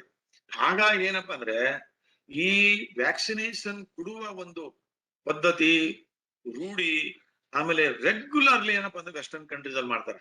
ಬಟ್ ನಮ್ಮ ದೇಶದಲ್ಲಿ ನಾವು we don't spend much money on vaccination. But ಈ ರೀತಿಯಿಂದ ಏನಪ್ಪಾ ಅಂದ್ರೆ ಈ ವ್ಯಾಕ್ಸಿನೇಷನ್ ಹೊಸ ವೈರಸ್ ಏನಪ್ಪಾ ಅಂದ್ರೆ ನಾವೇನು ಕೊಡುವಂತ ವ್ಯಾಕ್ಸಿನೇಷನ್ ನಾವು ಕೊಡುವಂತ ಒಂದು ಬಹಳ ಒಂದು ದೊಡ್ಡ ಒಂದು ಇಡೀ ದೇಶಕ್ಕೆ ಏನಂದ್ರೆ ನಾವು ಮಾದರಿಯಾಗಿ ನಾವು ಮಾಡಿದೇವೆ ಅಂತ ನಾನು ಹೇಳ್ತೇನೆ ಅಷ್ಟೇ. ಯಾಕಂದ್ರೆ this is the only way. ನಾವ್ ಏನ್ ಫಸ್ಟ್ ಲಾಕ್ ಡೌನ್ ಮಾಡಿದೇವಲ್ಲ, ನಾವು ಆ ಲಾಕ್ ಡೌನ್ ಮಾಡಿದಾಗ ಏನಪ್ಪಾ ಅಂದ್ರೆ ಪ್ರಿವೆನ್ಷನ್ ಮಾಡುವಂತ ಸ್ಪ್ರೆಡ್ ಆಗದಂತ ಪ್ರಿವೆನ್ಷನ್ ಮಾಡುವಂತ ಒಂದು ವ್ಯವಸ್ಥೆ ಏನಂದ್ರೆ ಲಾಕ್ ಡೌನ್ ಸ್ಟಾರ್ಟಿಂಗ್ ಅಲ್ಲಿ. ಯಾಕಂದ್ರೆ ಆ ಟೈಮಿಗೆ ಏನಪ್ಪಾ ಅಂದ್ರೆ ನಮ್ಮಲ್ಲಿ ಔಷಧ ಇಲ್ಲ, ಇದಕ್ಕೆ ಟ್ರೀಟ್ಮೆಂಟ್ ಇಲ್ಲ, ಆಮೇಲೆ ವ್ಯಾಕ್ಸಿನ್ ಇಲ್ಲ. ಆ ಟೈಮ್ನಲ್ಲಿ ಏನಾದ್ರೂ ಸ್ಪ್ರೆಡ್ ಆಗಿ ನಾವು ಹೆಂಗೋ ಜನಗಳು ಕೋಆಪರೇಷನ್ ಇಲ್ದೇನೆ ಲಾಕ್ ಡೌನ್ ಇಲ್ದೇನೆ ನಾವು ಓಡಾಡ್ತೀವಿ. That's what it happen in America at that time. But ನಮ್ಮಲ್ಲಿ ಲಾಕ್ ಡೌನ್ ಎಲ್ಲಾನು ನಾವು ಸ್ಟಾರ್ಟಿಂಗ್ ಅಲ್ಲಿ ಎಲ್ಲ ಮಾಡಿದಕ್ಕೆ ಏನಪ್ಪಾ ಅಂದ್ರೆ ಬಹಳ ದೊಡ್ಡ ಒಂದು ಸಾಕಾರ ಆಗಿದ್ದೇನಪ್ಪಾ ಅಂದ್ರೆ ಲಾಕ್ ಡೌನ್ ಇದೆ ಅಂತ ಹೇಳ್ತಾ ಇದ್ದೀನಿ. ಇಲ್ಲ ಹೋಗಿದ್ರೆ ನಮ್ ದೇಶದಲ್ಲಿ ಏನಪ್ಪಾ ಅಂದ್ರೆ ಇದ್ರ 10 ಪಟ್ಟು ಜನಗಳು ಸಾಯ್ತಿದ್ರು 100%. ಯಾಕಂದ್ರೆ ನಾನು ಥಿಯರಿಯಾಗಿ ಹೇಳ್ತಾ ಇಲ್ಲ, ನಾನು H1N1 ಟೈಮಿಗೆ ಏನಪ್ಪಾ ಅಂದ್ರೆ first 3 to 4 months, first 1 year ಅಂತ ಹೇಳ್ಬೋದು ನಾವು. ಅದಾದ್ಮೇಲೆ ಏನಂದ್ರೆ ಬೇರೆ ಮೆಡಿಕಲ್ ಕಾಲೇಜಲ್ಲಿ ಒಂದು ದೇ ಸ್ಟಾರ್ಟೆಡ್ ಎಸ್ಟಾಬ್ಲಿಷಿಂಗ್. ಇಲ್ಲೇ ಹೋದ್ರೆ ಹಾಗಾಗಿ with my practical experience as A chest surgeon ಆಗಿ ನಾನು ಹೇಳಕ್ ಇಷ್ಟಪಡ್ತಾ ಇದ್ದೀನಿ. ಇದು ಈ ವ್ಯವಸ್ಥೆ ಏನಪ್ಪಾ ಅಂದ್ರೆ ನಾವು ಮಾಡಿದಕ್ಕೆ ಇಲ್ಲಿ ಎಂಟೈರ್ ಕಂಟ್ರಿಯಲ್ಲಿ ಏನಂದ್ರೆ ವ್ಯಾಕ್ಸಿನೇಷನ್ ಪ್ರೋಸೆಸ್ ಈ ಲಾಕ್ ಡೌನ್ ಪ್ರೊಸೆಸ್. ಯಾಕಂದ್ರೆ ಲಾಕ್ ಡೌನ್ ಬಗ್ಗೆನೂ ಬಹಳಷ್ಟು ವಿಶ್ಲೇಷಣೆ ಅದು ಇದು ಮಾಡಿದ ಮೇಲೆ ಏನಪ್ಪಾ ಅಂದ್ರೆ ನಾನು ಅದಕ್ಕೆ ಹೇಳ್ದಲ್ಲ, ಇಲ್ಲಿ ನಮ್ಮ ದೇಶದಲ್ಲಿ ಏನೇನು ಈ ಪ್ಯಾಂಡಮಿಕ್ ಸಲುವಾಗಿ ಏನಂದ್ರೆ ನಾವು ಏನು. ಆಮೇಲೆ ಇನ್ನೊಂದು ವಿಚಾರ ಏನಪ್ಪಾ ಅಂದ್ರೆ ಯಾವುದೇ ಒಂದು ಪ್ಯಾಂಡಮಿಕ್ ಅಲ್ಲಿ ನಾವು ಏನ್ ಮಾಡಿದ್ರು ಫಸ್ಟ್ ಸ್ಟೇಟ್ಮೆಂಟ್ ನಾನು ಹೇಳ್ತಾ ಇದ್ದೀನಿ, ನೀವು 100% ಯಾವ ಟೈಮ್ನೂ ಯಾರು ಮಾಡಕ್ ಸಾಧ್ಯ ಇಲ್ಲ. ಎಲ್ಲ ಲೆವೆಲ್ಗೆ ಆಗಿರ್ಬೋದು, ಒಂದು ಟ್ರೀಟ್ಮೆಂಟ್ ಕೊಡುವ ವ್ಯವಸ್ಥೆ ಆಗಿರ್ಬೋದು. ಈ ಫಾರ್ ಇನ್ಸ್ಟೆನ್ಸ್ ಮೊನ್ನೆ ಆಕ್ಸಿಜನ್ ಸೆಕೆಂಡ್ ಫೇಸ್ ಅಲ್ಲಿ ಏನಪ್ಪಾ ಅಂದ್ರೆ ಕೇಸಸ್ ಅಡ್ಮಿಷನ್ ಜಾಸ್ತಿ ಆಯ್ತು, ಕಾಂಪ್ಲಿಕೇಶನ್ಗಳು ಜಾಸ್ತಿ ಆಯ್ತು. ಈಗ ಆಕ್ಸಿಜನ್ ಅಂತ ತಗೊಳ್ಳಿ, ನಮ್ಗೆ ಆಕ್ಸಿಜನ್ ಅಂದ್ರೆ ಅಷ್ಟೆಲ್ಲ ರಿಕ್ವೈರ್ಮೆಂಟ್ ಏನೋ ಆಕ್ಸಿಜನ್ ಅಂದ್ರೆ ಎಲ್ಲ ಹಾಸ್ಪಿಟಲ್ ಇಟ್ಕೊಳ್ಳಕ್ ಸಾಧ್ಯನೇ ಇಲ್ಲ. ಸೊ ಹಾಗಾಗಿ ಏನೇ ಪ್ಯಾಂಡಮಿಕ್ ಈ ಲೆವೆಲ್ ಅಲ್ಲಿ ಪ್ಯಾಂಡಮಿಕ್ ಬರುವ ಏನಪ್ಪಾ ಅಂತಂದ್ರೆ ಯಾರು ಏನಪ್ಪಾ ಅಂದ್ರೆ ಸಿದ್ಧತೆ ಮಾಡ್ಕೊಂಡೆ. ಯಾಕಂದ್ರೆ ಆ ರೀತಿಯಿಂದ ಸಿದ್ಧತೆ ಮಾಡಿದ್ರು ಸಹಿತ ನಾವು we cannot keep it for long time. ಹಂಗೆ ಅವು ಏನಾದ್ರು ವೇಸ್ಟ್ ಆಗ್ಬಿಡ್ತಾವ. ಅವಾಗ ಏನಾಗ್ತದ, ನೀವು ಯಾಕೆ ಇಷ್ಟಕೊಂಡ್ರಿ, ಯಾಕೆ ವೇಸ್ಟ್ ಮಾಡಿದ್ರಿ ಅಂತ ಜನಗಳು ಕೇಳ್ಬೋದು. ಸೊ ಹಾಗಾಗಿ ಇದರಲ್ಲಿ ಏನಪ್ಪಾ ಅಂದ್ರೆ ಡಿಸಿಪ್ಲಿನ್ ಆಗಿ ನಾವು ಒಂದು ಪ್ಯಾಂಡಮಿಕ್ ದಲ್ಲಿ ಏನೇನು ನಾವು -++ ನಾವು ಕಲ್ತ್ಕೊಂಡು ಏನ್ ಮಾಡ್ತಿದ್ವಲ್ಲ, ಅದು ಆಯಾ ಇವತ್ತಿದ್ದ ರೂಲ್ಸ್ ರೆಗ್ಯುಲೇಷನ್ಸ್ ನಾಳೆ ಇರಲ್ಲ, ನಾಳೆ ಇದ್ದಿದ್ದು ನಾಡ್ದಿರಲ್ಲ. Every day it changes depending upon. ಅದಕ್ಕಂತೇಳಿ ಏನಪ್ಪಾ ಅಂದ್ರೆ ಇಡೀ WHO, CDC ಆಯಾ ದೇಶದ ಏನಪ್ಪಾ ಅಂದ್ರ ಈ ಕನ್ಸರ್ನ್ ಅಥಾರಿಟೀಸ್ ಏನಪ್ಪಾ ಅಂತಂದ್ರೆ ಡಿಸಿಷನ್ ತಗೋತಾ ಇರ್ತಾರಲ್ಲ, ಇದು 24 hours ಕೆಲಸ ಮಾಡಿದಂಗೆ. ಅದಕ್ಕೇನಂದ್ರೆ ಇದು ಒಂದು ಅದಕ್ಕಂತ ಹೇಳಿದ್ರೆ ಇಲ್ಲಿ ನಮ್ಮ ಕಾರ್ಪೊರೇಷನ್ ಅಲ್ಲಿ ಇಲ್ಲಿ ವಾರ್ ರೂಮ್ಸ್ ಅಂತ ಮಾಡಿದ್ರು. ಅದಕ್ಕೆ ವಾರ್ ರೂಮ್ಸ್ ಅಂತ ಹೇಳ್ತಾರೆ. ಅಲ್ಲೆಲ್ಲ ಎವ್ರಿ ಡೇ ಯಾವ ರೀತಿಯಿಂದ ಬಂತು ಪೇಷಂಟ್ಗೆಲ್ಲ. ಸೊ ಇಷ್ಟಾದ್ರೂ ಏನಪ್ಪಾ ಅಂದ್ರೆ ಸಾವು ನೋವು ಇರೋದ್ರಿಂದ ಜನಗಳಲ್ಲಿ ಫಿಯರ್ ಕಾಂಪ್ಲೆಕ್ಸ್ ಏನಿದೆಯಲ್ಲ, ನಾನು ಈ ಮಾಧ್ಯಮದ ಮುಖಾಂತರ ಏನಪ್ಪಾ ಅಂದ್ರ ಫಿಯರ್ ಇರಬಾರ್ದು. ಜಸ್ಟ್ ಬಿಕಾಸ್ ನನಗೆ ಕೆಮ್ಮು ಬಂತು, ಜಸ್ಟ್ ಬಿಕಾಸ್ ನನಗೆ ನೆಗಡಿ ಬಂತು, ಜಸ್ಟ್ ಬಿಕಾಸ್ ನನ್ನ ಥ್ರೋಟ್ ಇರಿಟೇಷನ್ ಆದ ತಕ್ಷಣ ಅಯ್ಯೋ ನನಗೆ ಕರೋನಾ ಬಂತು ಅಂತ ಹೇಳೋದಕ್ಕೆ ಬೇಡ. ನೀವು 1-2 days ಸುಮ್ಮನೆ ಫ್ಯಾಮಿಲಿ ಡಾಕ್ಟರ್ ಕೇಳ್ಕೊಟ್ರಿ, 3ನೇ ದಿವಸಕ್ಕೆ ಏನಪ್ಪಾ ಅಂದ್ರೆ ಹೋಗ್ಬಿಟ್ಟು ಏನು ಎಷ್ಟೋ ಸಲ H1N1 ಟ್ರೀಟ್ಮೆಂಟ್ ಕೊಟ್ಟು ನಾವು patient ಗೆ ನಾವು ಟ್ರೀಟ್ಮೆಂಟ್ ಮಾಡಿದ್ವಿ. ಅದರಲ್ಲಿ 48 hours ಅಲ್ಲಂತೂ ಮೆಜಾರಿಟಿ ನಾ ಹೇಳ್ತೇನೆ 60 to 70% ಆಫ್ ದ ಕೇಸಸ್ ಏನಪ್ಪಾ ಅಂತಂದ್ರೆ ಥರ್ಡ್ ಡೇ ನಿಮ್ ಕಡಿಮೆನೆ ಆಗ್ಬಿಡ್ತದೆ. ನೀವೇನು ಚಿಂತೆ ಮಾಡಬೇಡಿ, ಕಡಿಮೆನೆ ಆಗ್ಬಿಡ್ತದೆ. ಅದು ಆಗ್ಲಿಲ್ಲಪ್ಪ ಅಂದ್ರೆ ಹೋಗಿ. ಬಟ್ ಮಾನಸಿಕ ವ್ಯಥೆ ಮಾಡ್ಕೊಂಡು ಅಯ್ಯೋ ನನ್ ಕರೋನಾ ಬಂತು ಅಂತ ಹೇಳ್ದ, ಇದು ತಪ್ಪು. ಇದು ನಂದೇನಂದ್ರೆ ನಾನು ಇನ್ವಾಲ್ವ್ಮೆಂಟ್ ಆಗಿ ನಾನು ದಿವಸ ಏನಪ್ಪಾ ಅಂದ್ರೆ 100 ಪೇಷಂಟ್ಸ್ ಏನಪ್ಪಾ ಅಂದ್ರೆ ನನಗೆ ಯಾರೋ ಗೊತ್ತಿರಲ್ಲ ನನಗೆ, ಅವರೆಲ್ಲರೂ ಪೇಷಂಟ್ ಫೋನ್ ಮುಖಾಂತರ ನಾನು ಅವ್ರಿಗೆ ಹೇಳಿ 100 ಪೇಷಂಟ್ಸ್ ಏನಪ್ಪಾ ಅಂದ್ರೆ ನಾನು ಅದಕ್ಕಂತೇಳಿ ನಾನು ಯಾರಾದ್ರೂ ನನ್ಗೆ ಎಷ್ಟೋ ಸಲ ಹಿರೇಮಠರು ಫೋನ್ ಮಾಡಿದಾಗೆ ಡಾಕ್ಟರ್ ಬುಕ್ಕಿ ಅವರೇ ನಿಮ್ದು ಫೋನ್ ಏನಂದ ಕೆಲವು ದಿವಸಗಳು ಏನಪ್ಪಾ ಅಂದ್ರೆ ಇದಿಲ್ಲ ಹಿಂಗಾಗಿ ಏನಪ್ಪಾ ಅಂದ್ರೆ ಲಾಟ್ ಆಫ್ ಫೋನಿನ ಮುಖಾಂತರ ಏನಪ್ಪಾ ಅಂದ್ರೆ ಪೇಷಂಟ್ ಗಳಿಗೆ ನಾವು ಎಜುಕೇಟ್ ಮಾಡುವಂತ ಒಂದು ವ್ಯವಸ್ಥೆ ನಾನು ಮಾಡ್ತಾ ಇದ್ದೀನಿ ಅಂತ ನಾನು ಇವತ್ತು ತಮ್ಮ ಮುಖಾಂತರ ಹೇಳಕ್ ಇಷ್ಟಪಡ್ತಾ ಇದ್ದೀನಿ. ಆಮೇಲೆ ರಿಸ್ಕ್ ಫ್ಯಾಕ್ಟರ್ಸ್ ಏನಪ್ಪಾ ಅಂದ್ರೆ ಎಲ್ಲದು. ಆಮೇಲೆ ಯಾವುದೇ ಡೆತ್ ಏನಪ್ಪಾ ಅಂದ್ರೆ ಹೀಗಾಗಿ ಡೆತ್ ಆಗಕ್ಕೆ ಏನಪ್ಪಾ ಅಂತಂದ್ರೆ ಕೇವಲ ಕೊರೋನಾನೇ ಅಥವಾ H1N1 ಡೆತ್ ಆಗಿದೆ ಅಂತ ನಾನು ಹೇಳಕ್ಕೆ ಇಷ್ಟ. ಅವ್ರಿಗೆ ಅಸೋಸಿಯೇಟೆಡ್ ಕಂಡೀಷನ್ಸ್ ಇರ್ತವೆ. ಹಾರ್ಟ್ ವೀಕ್ ಇರಬಹುದು, ಡಯಾಬಿಟಿಸ್ ಕಂಟ್ರೋಲ್ ಆಗಿರೋದು. ಯಾಕಂದ್ರೆ ಹೆಲ್ತ್ ನಮ್ಮದು preventive and social medicine professor ಹೇಳೋದು health is a purchasable commodity ಅಂತ ಹೇಳೋದು. ಯಾಕಂದ್ರೆ ನಾವು ಹೆಲ್ತ್ ಎಜುಕೇಶನ್ ಅಂದ್ರೆ ಟೋಟಲಿ ಫ್ರೀ ಮಾಡಿಲ್ಲ. ಸೊ ಹಾಗಿರುವಾಗ ಪಾಪ poor people they have to spend money from their pocket. So ಒಳ್ಳೆ ಹೆಲ್ತ್ ಇತ್ತಪ್ಪ ಅಂದ್ರೆ ಒಳ್ಳೆ ಹೆಲ್ತ್ ಇದು ಇರ್ತಾರೆ, ನೀವು ಒಳ್ಳೆ ಮನೆಯಲ್ಲಿದ್ರೆ ಒಳ್ಳೆ ಎನ್ವಿರಾನ್ಮೆಂಟ್, ಗುಡ್ ಫುಡ್, ನ್ಯೂಟ್ರಿಷನ್ ಇವೆಲ್ಲಾನು ಸರಿಯಾಗಿತ್ತಪ್ಪ ಅಂದ್ರೆ ಕರೆಕ್ಟ್ ಆಗಿ ಆನ್ ಅಂಡ್ ಆಫ್ ಮಕ್ಕಳಿಗೆಲ್ಲ ವ್ಯಾಕ್ಸಿನೇಷನ್ ಕೊಡುವಂತ ಪ್ರೋಗ್ರಾಮ್ಗಳಿದ್ರ prevention is the best. So ಹಾಗಾಗಿ ಎಲ್ಲಾ ಈ ಪ್ಯಾಂಡಮಿಕ್ಸ್ ಏನಪ್ಪಾ ಅಂತಂದ್ರೆ ನಾವು ಪ್ರಿವೆಂಟ್ ಮಾಡುವಂತ ಒಂದು ವ್ಯವಸ್ಥೆ ಏನಪ್ಪಾ ಅಂದ್ರೆ ಬಹಳ ಮುಖ್ಯ ನಾವು ಮಾಡ್ಬೇಕು. ಸ್ವಚ್ಛತಾ ಕಾಪಾಡ್ಬೇಕು.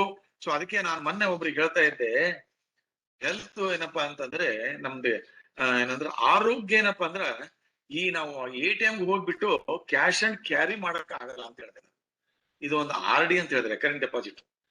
ಸೊ ನಾವು 10 ವರ್ಷದಿಂದ 15 ವರ್ಷದಿಂದ ಯಾವ ರೀತಿಯಿಂದ ನಾವು ಇದು ಡೈಲಿ ನಮ್ದು ಊಟದಲ್ಲಿ ಆಗಿರ್ಬೋದು, ವ್ಯಾಯಾಮ ಆಗಿರ್ಬೋದು, ಯೋಗ ಪದ್ಧತಿ ಆಗಿರ್ಬೋದು, ಆಮೇಲೆ ಈವನ್ ವಿಚಾರನೂ ಆಗಿರ್ಬೋದು, ನಮ್ದು ಮನೆ ಸುತ್ತ ವಾತಾವರಣ ಹೆಂಗಾಗಿರ್ಬೋದು, ಆಮೇಲೆ ಮಾನಸಿಕವಾಗಿನೂ ಸ್ಥೈರ್ಯ ಇರ್ಬೇಕು. ಆಯ್ತು ಏನು ಬಂದಿದೆ ನಮ್ ನೋಡೋಣ, ನಾವು ಏನಪ್ಪಾ ಅಂದ್ರೆ ನಾವು ಚೆನ್ನಾಗಿರೋಣ, ಬೇರೆಯವ್ರು ಚೆನ್ನಾಗಿರೋಣ ಅಂತ ಹೇಳಿ ಒಂದು ಸೋಷಿಯಲ್ ರೆಸ್ಪಾನ್ಸಿಬಿಲಿಟಿ ಇಟ್ಕೊಂಡು ನಾವು ನಡೆದ್ರೆ ಅದು ಮಾನಸಿಕವಾಗಿ ಏನಾದ್ರು ಉಲ್ಲಾದಕರ ಆಗ್ತದ. ಆಮೇಲೆ ಅದು ಅವ್ರಿಗೆ ಒಳ್ಳೇದು ಮಾಡಿದೆ ಅಂತ ಹೇಳಿ ಆ ಖುಷಿಯಾಗಿ ಏನಪ್ಪಾ ಅಂದ್ರೆ ನಮ್ಮಲ್ಲಿ ಹಾರ್ಮೋನಲ್ ಚೇಂಜಸ್ ಆಗೇನಪ್ಪಾ ಅಂದ್ರೆ ನಾವು ಹೆಲ್ದಿ ಆಗಿರಕ್ನು ಅಂತ ಕಾರಣ ಆಗ್ತದೆ ಅಂತ ನಾವು ಹೇಳಕ್ ಇಷ್ಟಪಡ್ತಾ ಇದ್ದೀನಿ. ಆಮೇಲೆ ರಿಸ್ಕ್ ಫ್ಯಾಕ್ಟರ್ಸ್ ಆಲ್ರೆಡಿ ನಾನು ಹೇಳಿದ್ದೀನಲ್ಲ, ಅದಕ್ಕೆ ಅಂದ್ರೆ ಯಾವುದೇ ಒಂದು ಡೆತ್ ಆದ್ರೆ ಕೇವಲ ಕರೋನಾ ಅಥವಾ H1N1 ಆಗಿರಲ್ಲ. ಅದು ಒಂದು ಒಂದು ಒಂದು ಮಾಧ್ಯಮ ಅಂತ ಹೇಳ್ಬೋದು. ಯಾಕಂದ್ರೆ ಹಾಗೆಲ್ಲಾನು ಎಲ್ಲರೂ ಆಗಿದ್ದೇನಪ್ಪಾ ಅಂದ್ರ 60 to 70% ಕೇವಲ 2 to 3% ರಿಸ್ಕ್ ಅಷ್ಟೇನೆ ಅಂತ ಹೇಳಕ್ ಇಷ್ಟಪಡ್ತಾ ಇದ್ದೀನಿ. ಅಂತ ಟೈಮಿಗೆ ಅಂತ ಕೇಸ್ಗಳಲ್ಲಿ ಏನಪ್ಪಾ ಅಂದ್ರೆ ಅವ್ರಿಗೆ ಹಾಸ್ಪಿಟಲೈಸೇಷನ್ ಮಾಡ್ಬೇಕು. ಈ ಹಾಸ್ಪಿಟಲೈಸೇಷನ್ ಮಾಡಿದಾಗ ಏನಪ್ಪಾ ಅಂದ್ರೆ ಇದು ಬೇರೆ ಕೋವಿಡ್ ಇದೆಯಾ ಅಥವಾ ನಾನ್ ಕೋವಿಡ್ ಇದೆಯಾ ಅಂತ ಹೇಳಿ ಆಸ್ ಯೂಶುವಲ್ ಟೆಸ್ಟ್ಗಳನ್ನು ಮಾಡ್ತಾರೆ. ಮತ್ತೆ ಅಸೋಸಿಯೇಟೆಡ್ ಕಂಡೀಷನ್ಸ್ ಹಾರ್ಟ್ ಡಿಸೀಸಸ್ ಇದ್ರೆ ಅದಕ್ಕೆ ಯಾವ ರೀತಿಯಿಂದ ನಾವು ಇದು ಮಾಡ್ಬೇಕು ಅದೆಲ್ಲಾನು ನಾವೇನಂದ್ರೆ ಟ್ರೀಟ್ಮೆಂಟ್ ತಜ್ಞರೇನಪ್ಪಾ ಅಂದ್ರೆ ಅದು ಮಾಡಿ ಹಾಸ್ಪಿಟಲೈಸೇಷನ್ ಮಾಡಿದಾಗ ಏನಪ್ಪಾ ಅಂದ್ರೆ they know how to manage the such cases. ಆಮೇಲೆ ಸಿಮಿಲಾರಿಟೀಸ್ ಏನೇನಿದೆ ಅಂತ, ಯಾಕಂದ್ರೆ H1N1 ಕೋವಿಡ್ ಏನಂದ್ರೆ 90% ಸಿಮಿಲಾರಿಟೀಸ್ ಅಂತ ನಾನು ಹೇಳಕ್ ಇಷ್ಟಪಡ್ತಾ ಇದ್ದೀನಿ. It is very different. ಅದಕ್ಕಂತಾನೆ ನಾನು ಹೇಳದ್ನಲ್ಲ 48 hours ವರೆಗೆ ನೀವು ಯಾವ್ದು ಅದು ಇದು ಏನು. ಆಮೇಲೆ ಬರೇ H1N1 ಕೋವಿಡ್ ಅಂತಲ್ಲ, including common cold also, seasonal flu also, same ಯಾವ್ದು ಹೇಳಕ್ಕಾಗಲ್ಲ ನೀವು. ಸೊ ಹಾಗಾಗಿ ಒಂದು ವ್ಯವಸ್ಥೆ ಬೇಕಾಗಿಲ್ಲ. These are the similarity. Additional high risk groups ಏನಪ್ಪಾ ಅಂತ COVID-19 ಅಲ್ಲಿ ಹೈಯರ್ ರಿಸ್ಕ್, ಆಮೇಲೆ ಸ್ಮೋಕಿಂಗು ಇದರಲ್ಲಿ ಇನ್ನೂ ಒಂದು ಹೈ ರಿಸ್ಕ್. ಎಸ್ಪೆಷಲಿ ಏನಪ್ಪಾ ಅಂದ್ರೆ ಈ ಸ್ಮೋಕಿಂಗ್ ಅಲ್ಲಿ ಏನಪ್ಪಾ ಅಂದ್ರೆ ಇದು ಸ್ಲೋ ಕಿಲ್ಲರ್. ಅದು ಈಗ ನಾವು ಈ ಲಂಗ್ಸ್ ಏನಾದ್ರು ಈ ಸ್ಮೋಕಿಂಗ್ ಬಗ್ಗೆ ಒಂದೆರಡು ಸೆಂಟೆನ್ಸ್ ನಾನು ಹೇಳ್ತಾ ಇದ್ದೀನಿ. ನಾವು ರೆಗ್ಯುಲರ್ ಆಗಿ ಸ್ಮೋಕ್ ಮಾಡಿ ಒಳಗಡೆ ಏನಪ್ಪಾ ಅಂದ್ರೆ ದೇವ್ರು ನಮಗೆ ಎಷ್ಟು ರಿಸರ್ವ್ ಕೊಟ್ಟಿದ್ದಾರೆ ಅಂದ್ರೆ ಲಂಗ್ಸ್, ನಾವೇನಾದ್ರೂ ಈ ಲಂಗ್ ಕಂಪ್ಲೀಟ್ ಈ ಮೈಕ್ರೋಸ್ಕೋಪಿಕ್ ಲೆವೆಲ್ ಅಲ್ಲಿ ಬಿಚ್ಚಿಟ್ರೆ ಅಂದ್ರೆ 500 ಸ್ಕ್ವೇರ್ ಮೀಟರ್ ಏರಿಯಾ ಆಗ್ತದೆ. 500 square feet area. 500 square feet area ಏನಪ್ಪಾ ಅಂತಂದ್ರೆ ಲಂಗ್ಸ್ ಸರ್ಫೇಸ್ ಏರಿಯಾ ಅಷ್ಟಿರುತ್ತೆ. ಅದು ನಾವು ಗ್ರಾಜುಯಲಿ ಸ್ಮೋಕ್ ಮಾಡಿ ಅದು ನಾವು ಥೊರಾಸಿಕ್ ಸರ್ಜನ್ ಆಗಿ ಹೇಳ್ತೀನಲ್ಲ, ಈ ಎಸ್ಪೆಷಲಿ ಸಿಟಿಯಲ್ಲಿ ಇದ್ದವರಲ್ಲಿ ಆಮೇಲೆ ಹಳ್ಳಿಯಲ್ಲಿ ಇದ್ದವರಲ್ಲಿ ನಾವೇನೋ ಆಪರೇಟ್ ಮಾಡಿದಾಗ ಈ ಸಿಟಿಯಲ್ಲಿ ಇದ್ದವ್ರ ಲಂಗ್ಸ್ ಸರ್ಫೇಸ್ ಮೇಲೆ ಎಲ್ಲ ಬ್ಲಾಕ್ ಆಗಿ ಕೂತಿರ್ತದೆ. ಅದೇ ಬೇರೆ ಏರಿಯಾದಲ್ಲಿ ಇದ್ದವ್ರು ಏನಪ್ಪಾ ಅಂದ್ರೆ ಲಂಗ್ಸ್ ಅಷ್ಟು ಕ್ಲೀನ್ ಆಗಿರುತ್ತೇವೆ. ಸೊ ಹಾಗಾಗಿ ಅವೆಲ್ಲನೂ they add to the morbidity and mortality of ಈ ವೈರಲ್ ಡಿಸೀಸಸ್. ಆಮೇಲೆ complications as I already told you, pneumonia, ಆಮೇಲೆ ಬ್ಯಾಕ್ಟೀರಿಯಲ್ ಇನ್ಫೆಕ್ಷನ್ಸ್, ಇವೆಲ್ಲ ಏನಪ್ಪಾ ಅಂದ್ರೆ ಕಾಂಪ್ಲಿಕೇಶನ್ಸ್ ಅಸೋಸಿಯೇಟ್. ಆಮೇಲೆ ಇನ್ನೂ ಒಂದು ಕಾಂಪ್ಲಿಕೇಶನ್ ಈಗ ರೀಸೆಂಟ್ ಆಗಿ ಏನಾದ್ರು ನೀವು ಕೇಳ್ತಾನೆ ಇದ್ರಿ, ಯಾವುದು ಫಂಗಲ್ ಡಿಸೀಸಸ್. ಈ ಫಂಗಲ್ ಡಿಸೀಸ್ ಆಮೇಲೆ ಇನ್ನೂ ಒಂದು ವಿಚಾರ ಮಾಧ್ಯಮದ ಸ್ವಲ್ಪ ತಮ್ಗೆ ಇವತ್ತಿನ ದಿವಸ ವಿಶ್ಲೇಷಣೆ ಕೊಡ್ತಾ ಇದ್ದೀನಿ. ಯಾವುದೇ ಅಲ್ಲಿ ಏನಂದ್ರೆ ಮಾಧ್ಯಮದ ಮುಖಾಂತರ ಜನಗಳು ಏನಪ್ಪಾ ಅಂದ್ರೆ ಇದ್ರ ಹೆಲ್ತ್ ಬಗ್ಗೆ ಅವೇರ್ನೆಸ್ ಸ್ವಲ್ಪ ಕಡಿಮೆ. ಅಂತದ್ರಲ್ಲಿ ಈ ಮಾಧ್ಯಮದಲ್ಲಿ ಕೊಟ್ಟ ತಕ್ಷಣ ಏನಪ್ಪಾ ಅಂತಂದ್ರೆ ಜನಗಳು ಏನಪ್ಪಾ ಅಂದ್ರೆ ಹೌಹರ್ಲ ಶುರು ಮಾಡ್ಬಿಡ್ತಾರೆ. ಈಗ ಮಾಧ್ಯಮದ ಮುಖಾಂತರನೇ ಗೊತ್ತಾಗೋದು, ಯಾಕಂದ್ರೆ ಸೋಷಿಯಲ್ ಮೀಡಿಯಾ ಅದೆಲ್ಲಾನು. ಬಟ್ ಗೊತ್ತಾದ ತಕ್ಷಣ ಏನಪ್ಪಾ ಅಂದ್ರ ಅದ್ರ ಬಗ್ಗೆ ನಾವು ಜಾಸ್ತಿ ತಲೆ ಕೆಡಿಸ್ಕೊಂಡು ಅಯ್ಯೋ ಏನು ಇದು ಹೊಸದಾಗಿ ಬಂತು ಅಂತಲ್ಲ. ಈಗ ಎಲ್ಲಾ ಪೇಷಂಟ್ಗಳಲ್ಲಿ ನಾವು differential diagnosis, tuberculosis, any patient ನನ್ನ ಹತ್ರ ಬರ್ತಾರಲ್ಲ ಬಂದಾಗ ಏನಂದ್ರೆ COVID-19 diagnosis, H1N1 also we keep it in diagnosis, ಆಮೇಲೆ tuberculosis, fungal infection, bacterial infection, ಇವೆಲ್ಲ ಈಗ ನಾವು ಮೊನ್ನೆ ಹೇಳ್ತೀನಿ. ಜಸ್ಟ್ ಒಂದು 10 days ಬ್ಯಾಕ್ ಏನಪ್ಪಾ ಅಂದ್ರೆ ಕೆಲವು ಪೇಷಂಟ್ ನನ್ನ ಹತ್ರ ಬಂದಾಗ ತೋರ್ಸ್ಕೊಳಕ್ ಬಂದಾಗ ಏನಂದ್ರೆ ನಾನು ಕಫ ಪರೀಕ್ಷೆ ಮಾಡಕ್ ಹೇಳಿದೆ. ಬೇಸಿಕ್ ಟೆಸ್ಟ್, ಒಂದು ಚೆಸ್ಟ್ ಎಕ್ಸ್ರೇ, ಒಂದು ಕಫ ಮಾಡಕ್ ಹೇಳಿದೆ. ಆ ಕಫ ಮಾಡಿದೆ ಅಂದ್ರೆ ಅದರಲ್ಲಿ TB ಅಂತ ಬಂತು ಒಂದು ಕೇಸ್ಗೆ. ಅವರು ನನ್ನ ಹತ್ರ ಯಾಕೆ ಬಂದ್ರು ಅಂದ್ರೆ COVID-19 ಇರ್ಬೋದು ಅಂತ ಬಂದ್ರು. ಅವ್ರು ನಾನು COVID-19 RT-PCR ಟೆಸ್ಟ್ ಮಾಡ್ಸಕ್ ಹೋಗ್ಲಿಲ್ಲ, ಯಾಕಂದ್ರೆ ಆ ಪೇಷಂಟ್ಗೆ ಬೇರೆ ಅವ್ರಿಗೆ ಆ ರೀತಿಯಿಂದ ಸೈನ್ಸೇ ಇರ್ಲಿಲ್ಲ. ಸೊ ಹಾಗಾಗಿ ತಜ್ಞರಾದವರು ಏನಪ್ಪಾ ಅಂತಂದ್ರೆ ಕೇವಲ ಬಿಕಾಸ್ ಈ ರೀತಿಯಿಂದ ಈ ಟೈಮ್ ಬರೋದ್ರಿಂದ ನಾವ್ ಏನಿಲ್ಲ ಅವ್ರ ಜೊತೆಯಲ್ಲಿ ಒಂದು ಸ್ವಲ್ಪ ಕ್ವಶನ್ಸ್. ನಾನು ಎಷ್ಟೋ ಸಲ ಪೇಷಂಟ್ಗೆ ಫೋನಲ್ಲೇ ನಾನು ಎಷ್ಟೋ ಕೇಳಿರ್ತೇನೆ. ಈ ಫೋನ್ ನನ್ನ ಹತ್ರ ಬರೋಕ್ಕಿಂತ ಮುಂಚೆ ಫೋನಲ್ಲಿ ಹೇಳ್ಬಿಟ್ಟು ಮಾತಾಡಿ ಇವೆರಡು ಟೆಸ್ಟ್ಗಳು ನನ್ನ ಹತ್ರ ಮಾಡ್ಕೊಂಡು ಬನ್ನಿ ಅಂತ ಹೇಳಿ ಎಷ್ಟೋ ಪೇಷಂಟ್ಗೆ ಡಯಾಗ್ನೋಸ್ ಮಾಡಿ ನಾನು ಕಳಿಸಿದ್ದೀನಿ. ಸೊ ಹಾಗಾಗಿ ಇವೆಲ್ಲ ಕಾಂಪ್ಲಿಕೇಶನ್ಸ್ ಏನಾಗ ಇರ್ತಾವಲ್ಲ, ಸೊ ಮಾಧ್ಯಮದ ಮುಖಾಂತರ ಬಂದಿದ್ದೇನಪ್ಪ ಅಂದ್ರೆ ನೀವೆಲ್ಲ ಬಹಳಷ್ಟು ಸೀರಿಯಸ್ ಆಗಿ ಅದು ಇನ್ಫಾರ್ಮೇಶನ್ ತಗೋಬೇಕೇ ವಿನ ಅದು ಹೆದರ್ಕೊಂಡು ಮಾಡಿಬಿಟ್ಟು ಏನಪ್ಪಾ ಅಂದ್ರೆ ನಮ್ಮನು ಬಂತೇನ ಅಂತ ಹೇಳಿ ಮಾಡಿ ವ್ಯಥೆ ಪಡುವ ಲೆವೆಲ್ಗೆ ಹೋಗ್ಬಾರ್ದು ಅಂತ ತಮ್ಗೆಲ್ಲರೂ ಹೇಳಕ್ ಇಷ್ಟಪಡ್ತಾ ಇದ್ದೀನಿ. ಇದೆಲ್ಲ ಸಿಮಿಲಾರಿಟೀಸ್ ಆಯ್ತು. ವ್ಯಾಕ್ಸಿನ್ಸ್ ಎಲ್ಲಾನು ಕೊಡುವಂತ ವ್ಯವಸ್ಥೆ ಆಲ್ರೆಡಿ 2 ಕಡೆ ಆಗ್ತಾ ಇದೆ. Similarities between H1N1 differences H1N1 and ಈಗ ಟೈಪ್ ಆಫ್ ವೈರಸ್. ಈಗ ಆಲ್ರೆಡಿ ನಾ ಟೈಪ್ ಆಫ್ ವೈರಸ್ ಬಗ್ಗೆ ಮೇಜರ್ ಡಿಫರೆನ್ಸಸ್ ಏನಂದ್ರೆ ಆಲ್ರೆಡಿ ತಮಗೆ ಹೇಳಿದೀನಿ. ಈಗ H1N1 2009 ಆಗಿದೆ, it is influenza novel virus ಅಂತ ಆಗಿದೆ. ಆಮೇಲೆ ಕರೋನಾ ಏನಪ್ಪಾ ಅಂದ್ರೆ ವೈರಸ್, ಇಟ್ ಇಸ್ ಕರೋನಾ ಆಗಿತ್ತು.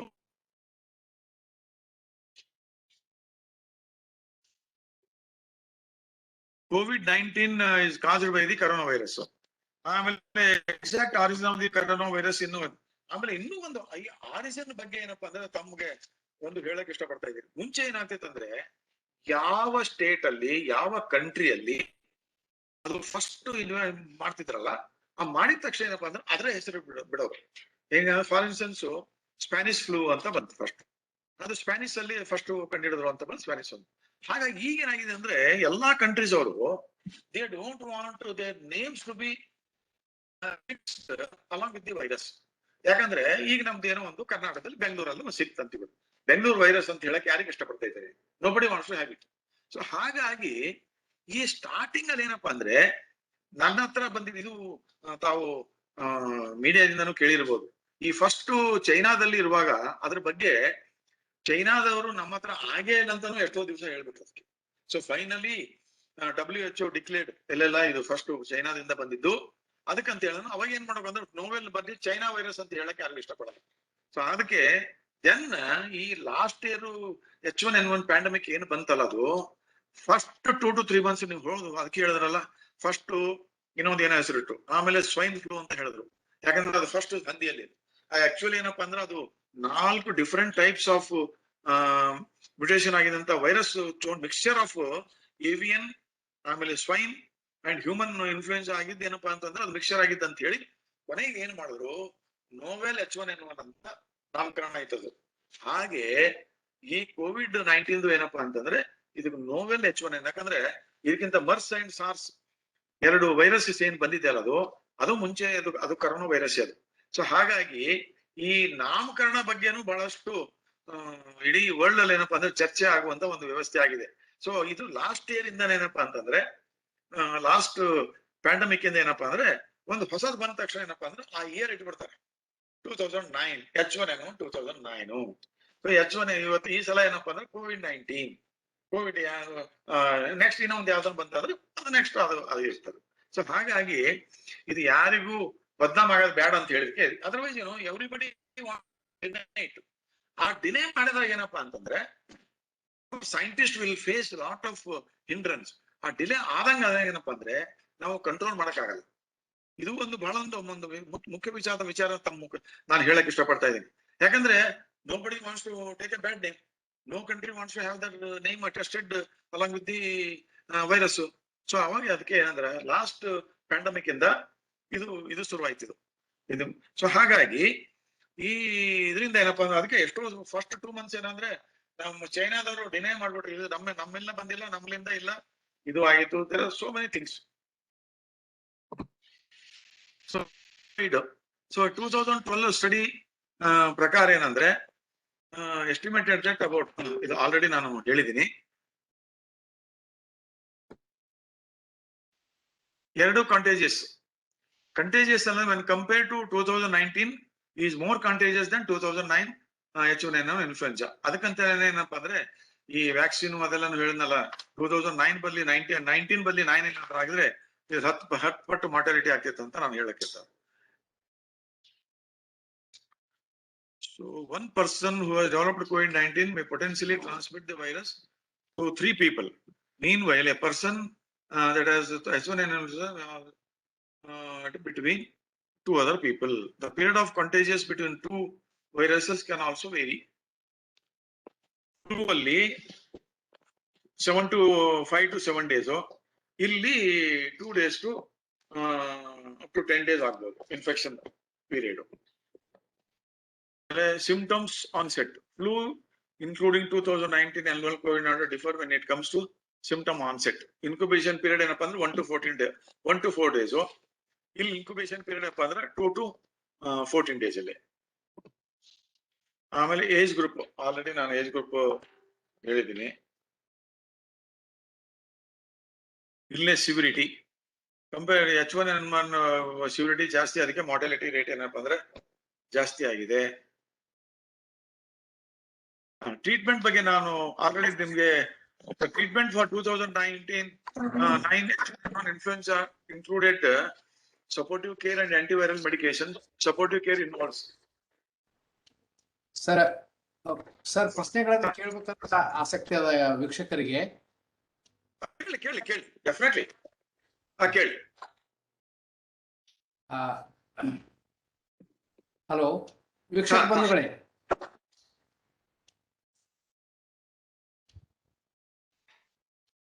ನಮ್ಮ ಕೈಯಲ್ಲಿ ನಮ್ಮ ಆರೋಗ್ಯದ ಎಲ್ಲ ವೀಕ್ಷಕ ಬಂಧುಗಳಿಗೆ ನಂದೊಂದು ವಿನಂತಿ. ಈ H1N1 ಮತ್ತು COVID-19 ಈ ಕಂಪೇರಿಟಿವ್ ಬಗ್ಗೆ ಸಾಕಷ್ಟು ಅವರು ಬೆಳಕನ್ನು ಚೆಲ್ಲಿದ್ದಾರೆ. 10 ವರ್ಷಗಳ ಅಂತರದಲ್ಲಿ ಎಷ್ಟೊಂದು ನಾವು ಬದಲಾವಣೆ ಆದಂತ ಸಂದರ್ಭದಲ್ಲಿ 1 ವರ್ಷದಲ್ಲೇ ನಾವು ಇಡೀ ಜಗತ್ತಿನಾದ್ಯಂತ ಒಂದು ಆರೋಗ್ಯ ಕ್ರಮ ಕೈಗೊಳ್ಳಿಕ್ಕೆ ಸಾಧ್ಯ ಆಯ್ತು ಅಂತಕ್ಕಂಥದ್ದು ಅವ್ರು ಹೇಳಿದ್ದನ್ನ ಕೇಳ್ಬಿಟ್ರೆ ಸ್ವಲ್ಪ ಗಾಬರಿ ಆಗ್ತದೆ. ಅಕಸ್ಮಾತ್ 2009 ಈ COVID-19 ಏನಾದ್ರು ಬಂದಿದ್ರೆ ಎಷ್ಟೆಲ್ಲ ಅನಾಹುತ ಆಗ್ತಿದ್ದು ಅಂತಕ್ಕಂಥದ್ದು ಇವತ್ತು ನಮಗೆ ಅರಿವಿಗೆ ಬರ್ತಾ ಇದೆ. ಒಂದು ಮಾತನ್ನ ತಾವು ಹೇಳಿದ್ರಿ, ಮಾಧ್ಯಮದ ಮುಖಾಂತರ ಆರೋಗ್ಯದ ಈ ರೋಗಗಳ ಪರಿಚಯ ಆಗೋದ್ರಿಂದ ಅನಾವಶ್ಯಕ ನಾವು ಗಾಬರಿ ಆಗ್ತೀವಿ ಅಂತಕ್ಕಂಥದ್ದು. ವಿಶೇಷವಾಗಿ ಈ ಬ್ಲ್ಯಾಕ್ ಫಂಗಸ್ ಬಗ್ಗೆ ತಾವು ಹೇಳಿದಂತ ಮಾತು ನಿಜಕ್ಕೂ ಸರಿ ಅದು. ಸೊ ಈ ದಿಶೆಯಲ್ಲಿ ನಮ್ಮ ಒಂದು ಅರಿವನ್ನ ಹೆಚ್ಚಿಕೊಳ್ತಕ್ಕಂತ ಅಗತ್ಯತೆ ಇದೆ. ಅನೇಕರು ಪ್ರಶ್ನೆ ಕೇಳ್ಬೇಕಂತ ಆಸೆ ಪಟ್ಟಿದ್ರಿ, ದಯವಿಟ್ಟು ಪ್ರಶ್ನೆ ಕೇಳಬೇಕು ಡಾಕ್ಟರ್ ಶಶಿಧರ್ ಬುಗ್ಗಿಯವ್ರು ಸರ್ ಅವ್ರಿಗೆ.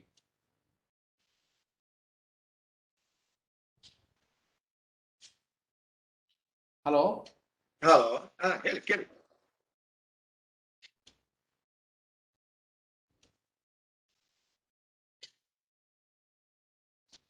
ರೆಡ್ಡಿ ಸರ್.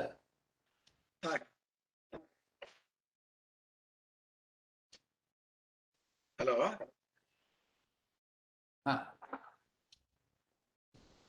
ಪ್ರಶ್ನೆಗೆ ಇದು ಮಾಡ್ತಾ ಇದ್ರೆ ಯಾಕೋ ಇದಾಗ್ತಾ ಇದೆ. ಕಂಟಿನ್ಯೂ ಮಾಡಿ, 4 question ಇದೆ ಅಷ್ಟೇ. ಹೇಳಿ ಸರ್ ಹಾ ಹೇಳಿ ಸರ್, ಮಾಡಿ ಸರ್ ಮಾಡ್ರಿ. ಓಕೆ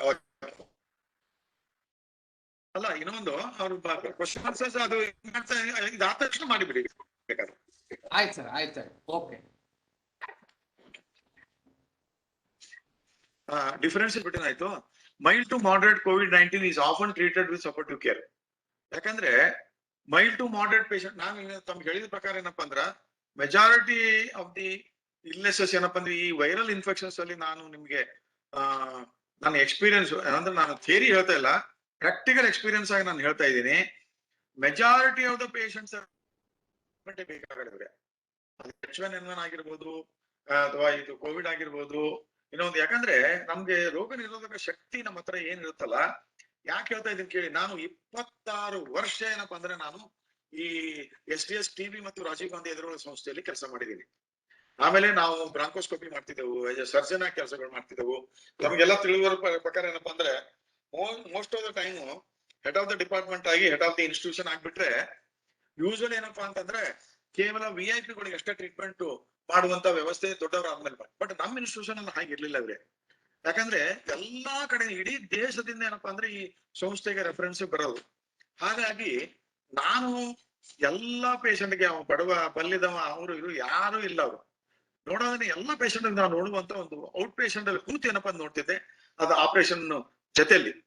ಹಾಗಾಗಿ ಅಂತದ್ ಏನಾದ್ರೂ ಇನ್ಫೆಕ್ಷನ್ ಅದೆಲ್ಲ ಬಂದಿದ್ರೆ ಡಾಕ್ಟರ್ ಬುಗ್ಗಿ ಅವರಿಗೆ ಫಸ್ಟ್ ಬರ್ತಿತ್ತು ಅಂತ ನಾನು ಹೇಳ್ತಾ ಇದ್ದೆ ಅವಾಗ. ಸೊ ಹಾಗಾಗಿ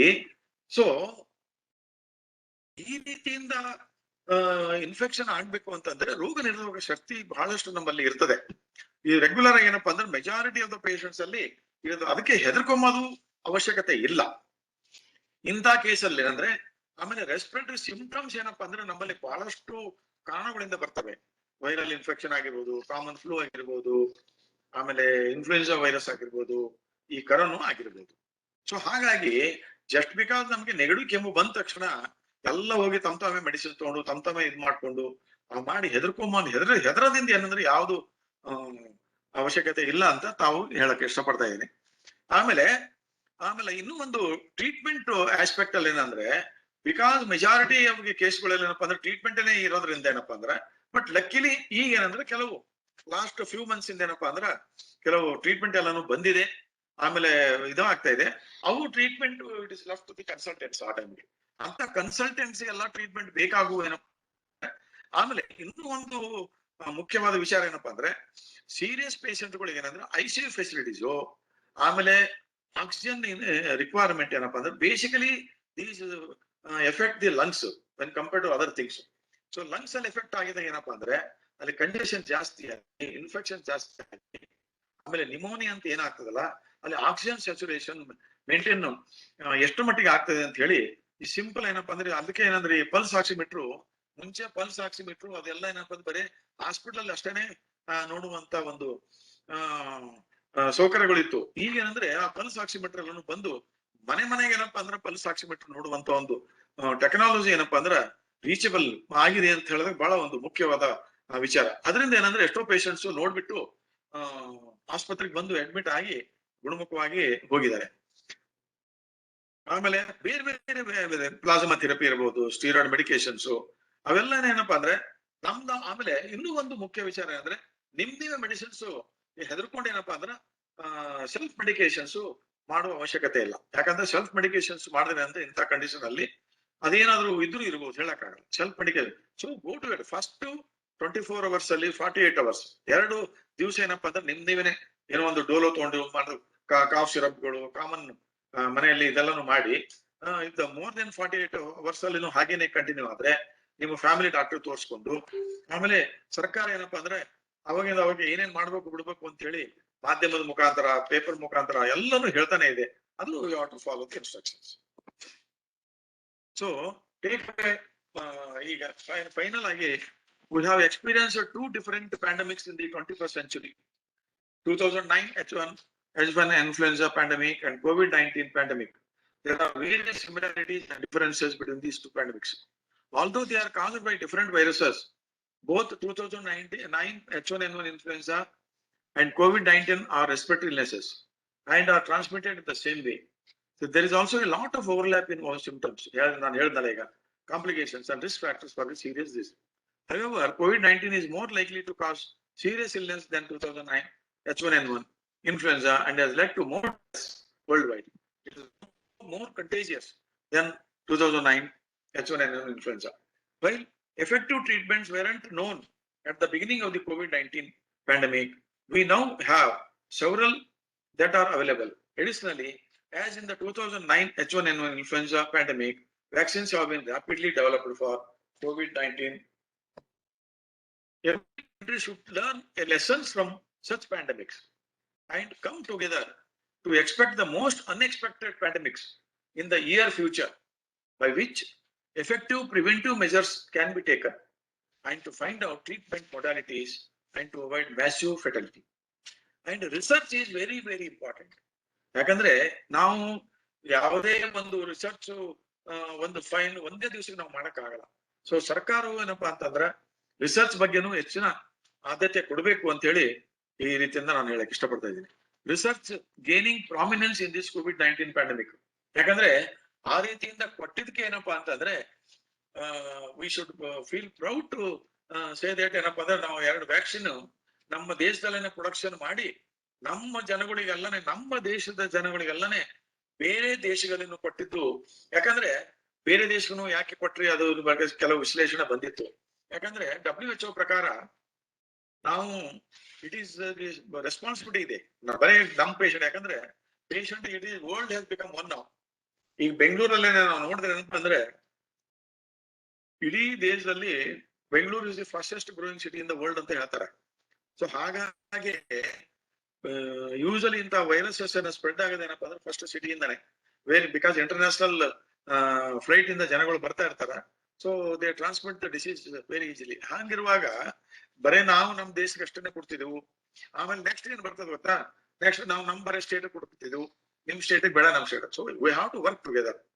ಸೊ ಇಡೀ ದೇಶ ಎಲ್ಲ ಬರೇ ಏನಪ್ಪಾ ಅಂದ್ರೆ ಜಗತ್ತು ಏನಪ್ಪಾ ಅಂದ್ರೆ ಒಂದಾಗಿ ಕೆಲಸ ಮಾಡುವಂತ ಒಂದು ವ್ಯವಸ್ಥೆ ಏನಪ್ಪಾ ಅಂದ್ರೆ ಪ್ಯಾಂಡಮಿಕ್ ನಮ್ಗೆ ಕಲ್ಸ್ಕೊಟ್ಟಿದೆ ಅಂತ ಹೇಳಕ್ ಇಷ್ಟಪಡ್ತಾ ಇದ್ದೇನೆ. The health should be recognized not as a social sector, but as a strategic sector. It is high time that we invest in research, not government, but also from the private sector for the product development. Research is important because functioning in uncertainty is not a good thing. Countries that research more have more knowledge and hence are better equipped to handle any kind of crises. So this is the last this one. 2019 pandemic should have been a warning sign. It did not end up being a pandemic that killed millions of people in 20th century as we feared it would put it. Should have been a wake-up call. By all serious estimates, COVID-19 is going to be a major killer. So but with all that, because of 2009 ಅದಕ್ಕಂತ ಹೇಳಿದ ನಾನು ಹಿರೇಮಠರ ಜೊತೆಲಿ ಅದೇ ನಾನು ಹೇಳಿದೆ. ಯಾಕಂದ್ರೆ ನಾವು ಎಷ್ಟು what ever may be research ಅಲ್ಲಿ ಆಗಿರ್ಬೋದು, ಪ್ರಿಪೇರ್ಡ್ನೆಸ್ ಅಲ್ಲಿ ಆಗಿರ್ಬೋದು, ಎಲ್ಲ ಇರೋದ್ರಿಂದ ಏನಂದ್ರೆ 2009 ಕೋವಿಡ್ ಏನಾದ್ರು ಆಗಿದ್ರೆ 10 times more ಅಂದ್ರೆ 100% ಅದು ಆಗಿರೋದು. ಸೊ ಹಾಗಾಗಿ for example we could have produce more public health professionals. ಆಮೇಲೆ ಇನ್ನೂ ಒಂದು ವಿಚಾರ ಏನಪ್ಪಾ ಅಂದ್ರೆ I was sharing with my colleagues on the other day. Most of the time ಏನಂದ್ರೆ ನೀನು ಯಾವ್ದಪ್ಪ PG ಶೀಟ್ ಬೇಕು ಅಂದ್ರೆ ನನಗೆ ಸರ್ಜರಿ ಬೇಕು, ಪೀಡಿಯಾಟ್ರಿಕ್ಸ್ ಬೇಕು, ಕಾರ್ಡಿಯಾಲಜಿ ಬೇಕು ಅಂತಾನೆ ಹೇಳ್ತಿದ್ದೇವೆ. ಪಬ್ಲಿಕ್ ಹೆಲ್ತ್ ಬೇಕು ಅಂತ ಯಾರು ಹೇಳಲ್ಲ. ಅದಕ್ಕೆ ದಟ್ಸ್ ವಾಟ್ ಈ ಪ್ಯಾಂಡಮಿಕ್ ಇಂದ ಏನಂದ್ರೆ ನಾವು ಬೇಕು ಅಂದ್ರೆ ನಾವು more number of public health professionals we should produce. We should spend more money on public health, more public health. ಅದಕ್ಕೆ ಏನಂದ್ರೆ ನಾನು ಇವತ್ತಿನ ದಿವಸ ನಮ್ಗೆ ತಮ್ಮ ಹೇಳಕ್ ಇಷ್ಟಪಡ್ತಾ ಇದ್ದೀನಿ. ನಾನು before my retirement I submitted one proposal to the government of Karnataka in 2016 itself. Establishment of a quarantine center of international standard, STS hospital ಅಂತ ಹೇಳಿ ಒಂದು ಪ್ರಪೋಸಲ್ ಕೊಟ್ಟಿದ್ದೆ ನಾನು. ಬಟ್ ಅದು ಕಾರ್ಯಗತ ಆಗ್ಲಿಲ್ಲ. But so that's how. ಯಾಕಂದ್ರೆ Bengaluru is going to be one of the important thing. ಆಮೇಲೆ ಇನ್ನೂ ಒಂದು ಇವತ್ತಿನ ದಿವಸ ನಾನು before I conclude my talk, every pandemic ಏನಪ್ಪಾ ಅಂದ್ರೆ we have to learn lesson at an individual level, at a community level, at a state level, at a country level, and at world at large. So ಹಾಗಾಗಿ we have to learn lesson from everything, and it is ಆಮೇಲೆ ಇನ್ನೂ ಒಂದು ವಿಚಾರ ತಮಗೆ ಹೇಳಕ್ ಬರ್ತದೆ. The positive aspect of another thing also ಏನಪ್ಪಾ ಅಂದ್ರೆ, ಒಂದು 2020 ಏಪ್ರಿಲ್ ಒಂದು ಟೈಮ್ಸ್ ಆಫ್ ಇಂಡಿಯಾದ ಇತ್ತು.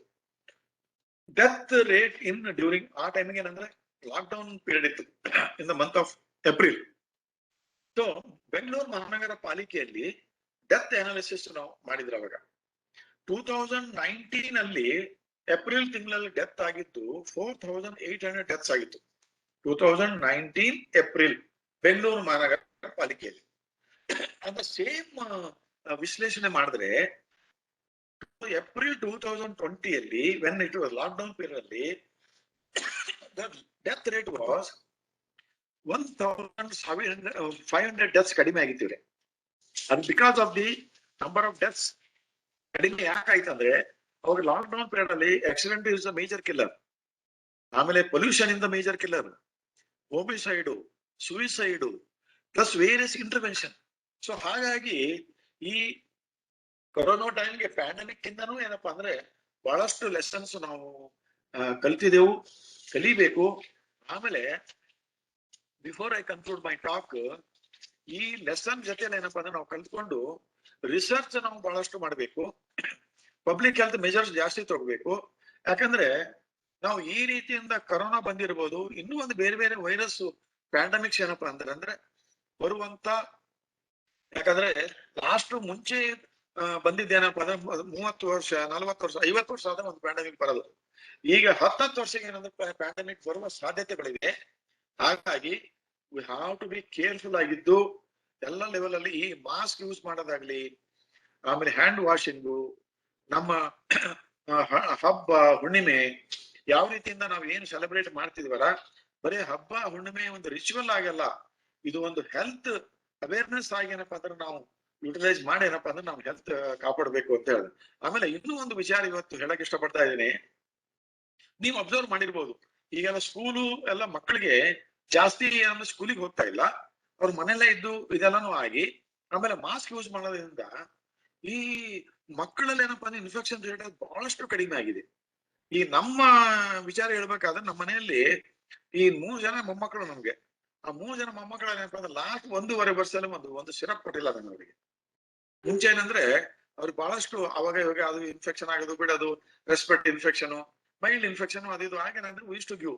ಬಟ್ ನೋಡಿ, ಯಾಕಂದ್ರೆ ಮಾಸ್ಕ್ ರೆಗ್ಯುಲರ್ಲಿ ಯೂಸ್ ಮಾಡ್ತಾರ, ಹೊರಗೂ ಜಾಸ್ತಿ ಹೋಗಲ್ಲ, ಇನ್ ಅಂಡ್ ಅರೌಂಡ್ ಅಲ್ಲೇ ಕೆಲಸ ಮಾಡಿ. ಹಾಗಾಗಿ ಈ ಮಾಸ್ಕ್ ಯೂಸ್ ಮಾಡೋದೇನಪ್ಪಾ ಅಂದ್ರೆ ಕೊರೋನಾ ನಾವು ನಿಯಂತ್ರಣ ಆದ್ರೂ ಸಹಿತನು ಸೋಷಿಯಲ್ ಡಿಸ್ಟೆನ್ಸಿಂಗು, ಆಮೇಲೆ ಕೊರೋನಾ ಇದು ಮಾಸ್ಕ್ ಯೂಸ್ ಮಾಡೋದು, ಹ್ಯಾಂಡ್ ವಾಷಿಂಗ್ ಏನಂದ್ರೆ ನಾವು, ಆಮೇಲೆ ಹಬ್ಬ ಹುಣ್ಣಿಮೆ ಏನು ನಾವು ಮಾಡಿ ಒಳ್ಳೆ ಆಹಾರ ಪದ್ಧತಿ ಆಯಾ ಟೈಮಿಗೆ ಏನಪ್ಪಾ ಅಂದ್ರೆ ನಾವು ಬೆಳೆದಿರ್ತಿದೀವಲ್ಲ, ನಮ್ಮ ರೈತರು ಏನ್ ಬೆಳೆದಿರ್ತಾರಲ್ಲ ಅದು ನಾವು ಯುಟಿಲೈಸ್ ಮಾಡಿ ಆನ್ ಅಂಡ್ ಆಫ್ ಏನಪ್ಪಾ ಅಂದ್ರೆ ಹೆಲ್ತ್ ಬಗ್ಗೆ ಅವೇರ್ನೆಸ್ ಮಾಡಿ, ಈ ರೀತಿಯಿಂದ ನೀವು ಏನ್ ಅವೇರ್ನೆಸ್ ಪ್ರೋಗ್ರಾಮ್ಗಳು ಮಾಡಿ ಏನಪ್ಪಾ ಅಂದ್ರೆ ಹೆಲ್ತ್ ಮಾಡ್ತಾ ಇದಾರಲ್ಲ, ಇದೆಲ್ಲಾನು ಏನಪ್ಪಾ ಅಂದ್ರೆ ಇಂತ ಪ್ಯಾಂಡಮಿಕ್ಸ್ ಏನಪ್ಪಾ ಅಂದ್ರೆ ಹೆನ್ಸ್ಫೋರ್ತ್ ಬರದೇ ಇರ್ಲಿ ಅಂತ ಏನು ಆಶಿಸುತ್ತಾ, ಮತ್ತೊಮ್ಮೆ ತಮ್ಮೆಲ್ಲರಿಗೂ ನಾನು ಧನ್ಯವಾದ ಹೇಳಿದೆ ಅಂತ ನಾನು ಮಾತು ಮುಗಿಸ್ತಾ ಇದ್ದೀನಿ. ಆಮೇಲೆ ಜನಗಳಿಗೆ ಬೇಕಾದ್ರೂ ಇದ್ದು ಮಾಡಿ ಪ್ರಾಕ್ಟಿಕಲ್ ಥಿಂಗ್ಸ್ ಏನಾದ್ರು ಇದ್ರೆ you can ask me. Thank you sir. ಬಹಳ ಚೆನ್ನಾಗಿ ಹೇಳಿದ್ರಿ. ಸ್ಪೆಷಲಿ ಪಬ್ಲಿಕ್ ಹೆಲ್ತ್ ಎಜುಕೇಶನ್ ಅದ ಒಂದು ಮಹತ್ವದ ಬಗ್ಗೆ ತಾವು ಒತ್ತು ಕೊಟ್ಟು ಹೇಳಿದ್ರಿ. ಯಾಕಂದ್ರೆ ನೀವು ಹೇಳಿದ ಹಾಗೆ ಇವತ್ತಿನ ನಮ್ಮ ಎಲ್ಲ ಯುವ ವೈದ್ಯರು ಒಂದು ಈ ತರದ ಪಬ್ಲಿಕ್ ಹೆಲ್ತ್ ಕಡೆ ಬರ್ತಾನೆ ಇಲ್ಲ. ಅದೊಂದು ಬಹಳ ನೋವಿನ ಸಂಗತಿ. ಎಲ್ಲರೂ ಒಂದು ಸರ್ಜರಿನೋ ಅಥವಾ ರೇಡಿಯಾಲಜಿನೋ ಮತ್ತೊಂದು ಮಗದೊಂದು ಈ ತರ ಹೋಗ್ತಾರೆ ವಿನಃ ಸಾರ್ವಜನಿಕ ಆರೋಗ್ಯ ಸೇವೆಗೆ ಬರ್ತಕ್ಕಂಥದ್ದು ಬಹಳ ಕಡಿಮೆ ಇದೆ. ಇದನ್ನೇ ನಮ್ಮ ಈ ಕಾರ್ಯಕ್ರಮ ಸಂದರ್ಭದಲ್ಲಿ ಒಬ್ರು ಕಮ್ಯುನಿಟಿ ಮೆಡಿಸಿನ್ ಪ್ರೊಫೆಸರ್ ಹೇಳಿದ್ರು, ಇಂಡಿಯನ್ ಹೆಲ್ತ್ ಸರ್ವಿಸಸ್ ಅಂತಕ್ಕಂಥದ್ದು ಬೇಕು ಅಂತ ಹೇಳಿ. IAS IPS ಏನು ಒಂದು ಅಲೈಡ್ ಸರ್ವಿಸಸ್ ಈಗ ಅದು ಮಾಡ್ತಕ್ಕಂಥದ್ದು ನಡೆದಿದೆ. ಇವತ್ತು ಈ ತರದ ಬದಲಾವಣೆ ಬಂದಾಗ ಮಾತ್ರ ಸಾಧ್ಯ ಆಗ್ತದೆ. ನಂದು ಒಂದು ಪ್ರಶ್ನೆ ಏನು ಅಂದ್ರೆ, 2009ರಲ್ಲಿ ಈ ತರದ H1N1 ಬಂದಾಗ ಸಿದ್ಧತೆ ವಿಶ್ವ ಆರೋಗ್ಯ ಸಂಸ್ಥೆ ಆಗ್ಲಿ ಅಥವಾ ನಮ್ಮ ಭಾರತೀಯ ಸಂದರ್ಭದಲ್ಲಿ ICMR ಆಗ್ಲಿ ಅಥವಾ ನಮ್ಮ ಭಾರತದ ಕೇಂದ್ರ ಸರ್ಕಾರ ಆಗ್ಲಿ ಯಾಕೆ ಯಾವ ರೀತಿ ಒಂದು ಸಿದ್ಧತೆಯನ್ನ ಇದನ್ನ ಕಲ್ಪನೆ ಮಾಡ್ಲಿಕ್ಕೆ ಸಾಧ್ಯ ಆಗ್ಲಿಲ್ಲ? ಅಲ್ಲ, ಅವಾಗ ನಾನು ಹೇಳ್ತಾ ಇದ್ದು ಸಿದ್ಧತೆ ICMR ಇದೆ, ಎಲ್ಲ ಇದೆ. ಅದು ಮಾಡಿದ್ದು ಏನಪ್ಪಾ ಅಂದ್ರೆ ಆ ಟೈಮ್ ನಲ್ಲಿ ಅಷ್ಟಿರ್ಲಿಲ್ಲ. ನಾನೇನ್ ಹೇಳ್ತಾ ಇದ್ದೀನಿ, 2009 ಅಲ್ಲಿ ಕೇವಲ ಸ್ಟಾರ್ಟಿಂಗ್ ಅಲ್ಲಿ ನಾವೇನು ನಮ್ದು ಸಂಸ್ಥೆ ಶುರು ಆಯ್ತಲ್ಲ ಫಸ್ಟ್, ಅವಾಗ NIV ಪುಣೆ ಮತ್ತು NICD ಡೆಲ್ಲಿ ಎರಡೇ ಇತ್ತು ಅವಾಗ. ಸೊ ಆ 2009 ಪ್ಯಾಂಡಮಿಕ್ ಆದ ತಕ್ಷಣ ಏನಪ್ಪಾ ಅಂದ್ರೆ ವಿದಿನ್ 3 months ಅಲ್ಲಿ ನಿಮ್ಹಾನ್ಸ್ ಸಂಸ್ಥೆಯಲ್ಲಿ ಏನಪ್ಪಾ ಅಂತಂದ್ರೆ ವೈರಾಲಜಿ ಡಿಪಾರ್ಟ್ಮೆಂಟ್ ಅಲ್ಲಿ H1N1 ಟೆಸ್ಟ್ಗಳು ಮಾಡುವಂತ ಒಂದು ವ್ಯವಸ್ಥೆ ಮಾಡಿದ್ರು. ಆಮೇಲೆ ಕರ್ನಾಟಕದಲ್ಲಿ ಮ್ಯಾಂಗ್ಳೂರಲ್ಲಿ ಮಾಡಿದ್ರು. ಆಮೇಲೆ 1 year ಅಷ್ಟರಲ್ಲೇನೆ ಎಲ್ಲಾ ಮೆಡಿಕಲ್ ಕಾಲೇಜುಗಳಲ್ಲಿ ಮಾಡುವಂತ ವ್ಯವಸ್ಥೆ ಆಯ್ತು. ದಟ್ ಮೀನ್ಸ್ ಅದು ಅವಾಗ ಬಂದ, ಯಾಕಂದ್ರೆ ಅದು ಅಷ್ಟು ನಮಗೆ ಜಾಸ್ತಿ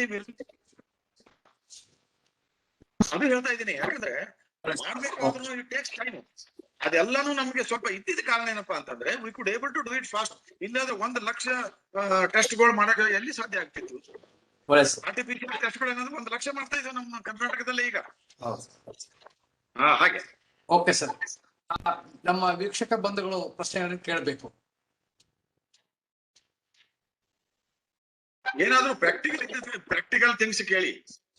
I will be very happy to answer. ನಮಸ್ಕಾರ sir. Thank you for informative session. Sir, ಈಗ ನಾ ಕೇಳ್ತಾ ಇರೋದು H1N1 ಮತ್ತು COVID-19 rate of spreading of the disease is faster comparatively. What may be the reason? ಅದು ಒಂದು ಪಾಯಿಂಟ್ ಸರ್. ಎರಡನೇದು, since it is the RNA virus, H1N1 RNA virus ಅಂತ ತಿಳ್ಕೊತೀನಿ sir mostly. So RNA virus, the rate of mutation also more in the corona than H1N1. So what may be the reason ಅಂತ ಒಂದು question sir ಅಷ್ಟೇ. Thank you. See, every bacteria, every virus ಬೇರೆ ಇರುತ್ತೆ ಇವ್ರೆ. When it goes to when it enters our body, it is survival of the fittest ಅಂತ ಏನ್ ಹೇಳ್ತಿದವಲ್ಲ, ಹಾಗೆ ಅದು ಚೇಂಜಸ್ ಆಗ್ಬಿಟ್ಟು ಈಗ ಫಾರ್ ಇನ್ಸ್ಟೆನ್ಸ್ ನಿಮ್ಗೆ ನೋಡಿ ಈ ಸ್ಟ್ರೆಪ್ಟೋಕಾಕಲ್ ಇನ್ಫೆಕ್ಷನ್ ಏನ್ ಮಾಡ್ತದೆ, ಆಮೇಲೆ ಇನ್ನೂ ಒಂದು ವೈರಸ್ ಯಾವ್ದು. ಸೊ ಹಾಗಾಗಿ every virus, every bacteria it has got its own ಅದು. ಇದು basically it effects our upper airway cells ಹೋಗಿ ಅಲ್ಲಿಂದ ಎಂಟರ್ ಆಗ್ಬಿಟ್ಟು ದೆನ್ ಇಟ್ ಎಂಟರ್ಸ್ ಅವರು. ಆಮೇಲೆ ಇನ್ನೂ ಒಂದು ವಿಚಾರ ಏನಾಗಿದೆ ಅಂದ್ರೆ, ಯಾವುದೇ ಒಂದು body how it reacts to the cell. ಈ ಸೈಟೋಕೈನ್ ಸ್ಟಾರ್ಮ್ ಅಂತ ಏನ್ ಹೇಳ್ತಿದವಲ್ಲ, more sometimes our body reacts more to the foreign body. It tries to overreactive ಆಗ್ತದೆ. ಹಾಗಾಗಿ ಈ ಡೆತ್ ಕೆಲವು ಕೆಲಸಗಳು ಯಾಕೆ ಆಗ್ತಾ ಇದೆ ಅಂತ, ಒಳಗಡೆ ಏನಪ್ಪಾ ಅಂತಂದ್ರೆ ಈ ಕೋಯಾಗುಲೇಷನ್ ಹೆಚ್ಚಿನ ರೀತಿಯಿಂದ ಆಗ್ತಾ ಇದೆ. Because of the immune response ಜಾಸ್ತಿ ಆಗಿ ಏನಪ್ಪಾ ಅಂತಂದ್ರೆ ಸೈಟೋಕೈನ್ ಸ್ಟಾರ್ಮ್ ಅಂತ ನಾವು ಏನ್ ಹೇಳ್ತೀವಲ್ಲ ಅದು ಆಗಿ ಎಕ್ಸ್ಟ್ರಾ ಆಗ್ತಾ ಇದೆ. ಎವ್ರಿ ವೈರಸ್ ಅಲ್ಲಿ ಎವ್ರಿ ಡಿಫರೆನ್ಸ್. ಅದಕ್ಕಂತ ಹೇಳಿ lot of research is going on. ಯಾಕೆ ಆಗುತ್ತೆ ಯಾಕೆ ಅಂತ ಹೇಳೋದು ಸ್ವಲ್ಪ ಕಷ್ಟ ಅದರಲ್ಲಿ. Thank you sir. Thank you.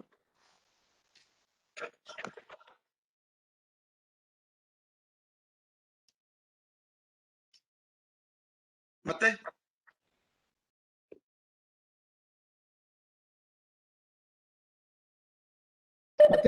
ಪ್ರಶ್ನೆ ಕೇಳ್ಬೋದು ಸರ್? ನಾನೇ ಒಂದು ಪ್ರಶ್ನೆ ಕೇಳ್ತೀನಿ. ಈಗ ನನಗೆ 55 ವರ್ಷ, BP ಇಲ್ಲ, ಶುಗರ್ ಇಲ್ಲ, ಸಣ್ಣ ಪುಟ್ಟದಕ್ಕೆಲ್ಲ ಮೆಡಿಸಿನ್ ತಗೊಳಲ್ಲ. ನಮಗೆ ನಮ್ಮ ಮಿಸ್ಸಸ್ಗೆ ಯಾವಾಗ್ಲೂ ಏನಂದ್ರೆ ಸ್ವಲ್ಪ ಏನಾದ್ರು ಹಾಸ್ಪಿಟ್ಲಿಗೆ ಹೋಗ್ಬೇಕು ಅಂತ ಅವರು. ಬಟ್ ಸಾಮಾನ್ಯವಾಗಿ ಸಣ್ಣ ಪುಟ್ಟದಕ್ಕೆಲ್ಲ ಹೋಗೋದಿಲ್ಲ ನಾನು. ಏನಾಗಿಲ್ಲ. ಇದು ಕೇರ್ ತಗೊಳ್ಳೋದು ಬೇಕಾ?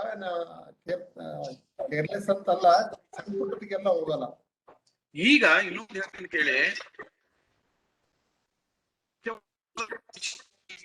ಏನಂದ್ರೆ ಏನಪ್ಪಾ ಅಂತಂದ್ರೆ ನಮ್ಮ ದೇಶ ವ್ಯಾಕ್ಸಿನ್, ಸೊ ವ್ಯಾಕ್ಸಿನ್ ಈ ಸ್ಟೇಜ್ ಅಲ್ಲಿ ಏನಪ್ಪಾ ಅಂದ್ರೆ ಗಮನಿಸಿ ಬರ್ಬೇಕು ಅಂದ್ರೆ, ಯಾಕಂದ್ರೆ ಲಾಕ್ಡೌನ್ ಎಕಾನಮಿಕ್ ಗೋ ಡೌನ್ ಆಗ್ಬಿಡುತ್ತೆ. ಆಮೇಲೆ ಸೋಷಿಯಲ್ ಇಂಪ್ಯಾಕ್ಟ್ ಬಹಳಷ್ಟು ಆಗ್ತವೆ. ಸೊ ಹಾಗಾಗಿ and at the same time how to protect our self. So vaccine is a very very important at this stage. ಈ ಲಾಸ್ಟ್ ಇಯರ್ ಏಪ್ರಿಲ್ ಮೇದಲ್ಲಿ ಲಾಕ್ ಡೌನ್ ಏನ್ ಮಾಡಿದೆವಲ್ಲ ಅದು ಒಂದು ಇಂಪಾರ್ಟೆಂಟ್.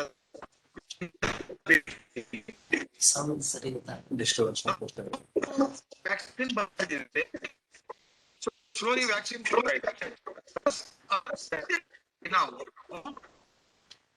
ನಮ್ ಪ್ರೊಟೆಕ್ಷನ್ ಏನಿದೆ ಬೇಕು. ಅನ್ನೆಸರಿ ಹೊರಗಡೆ ಹೋಗೋದು ಆಗೋದು, ಆಮೇಲೆ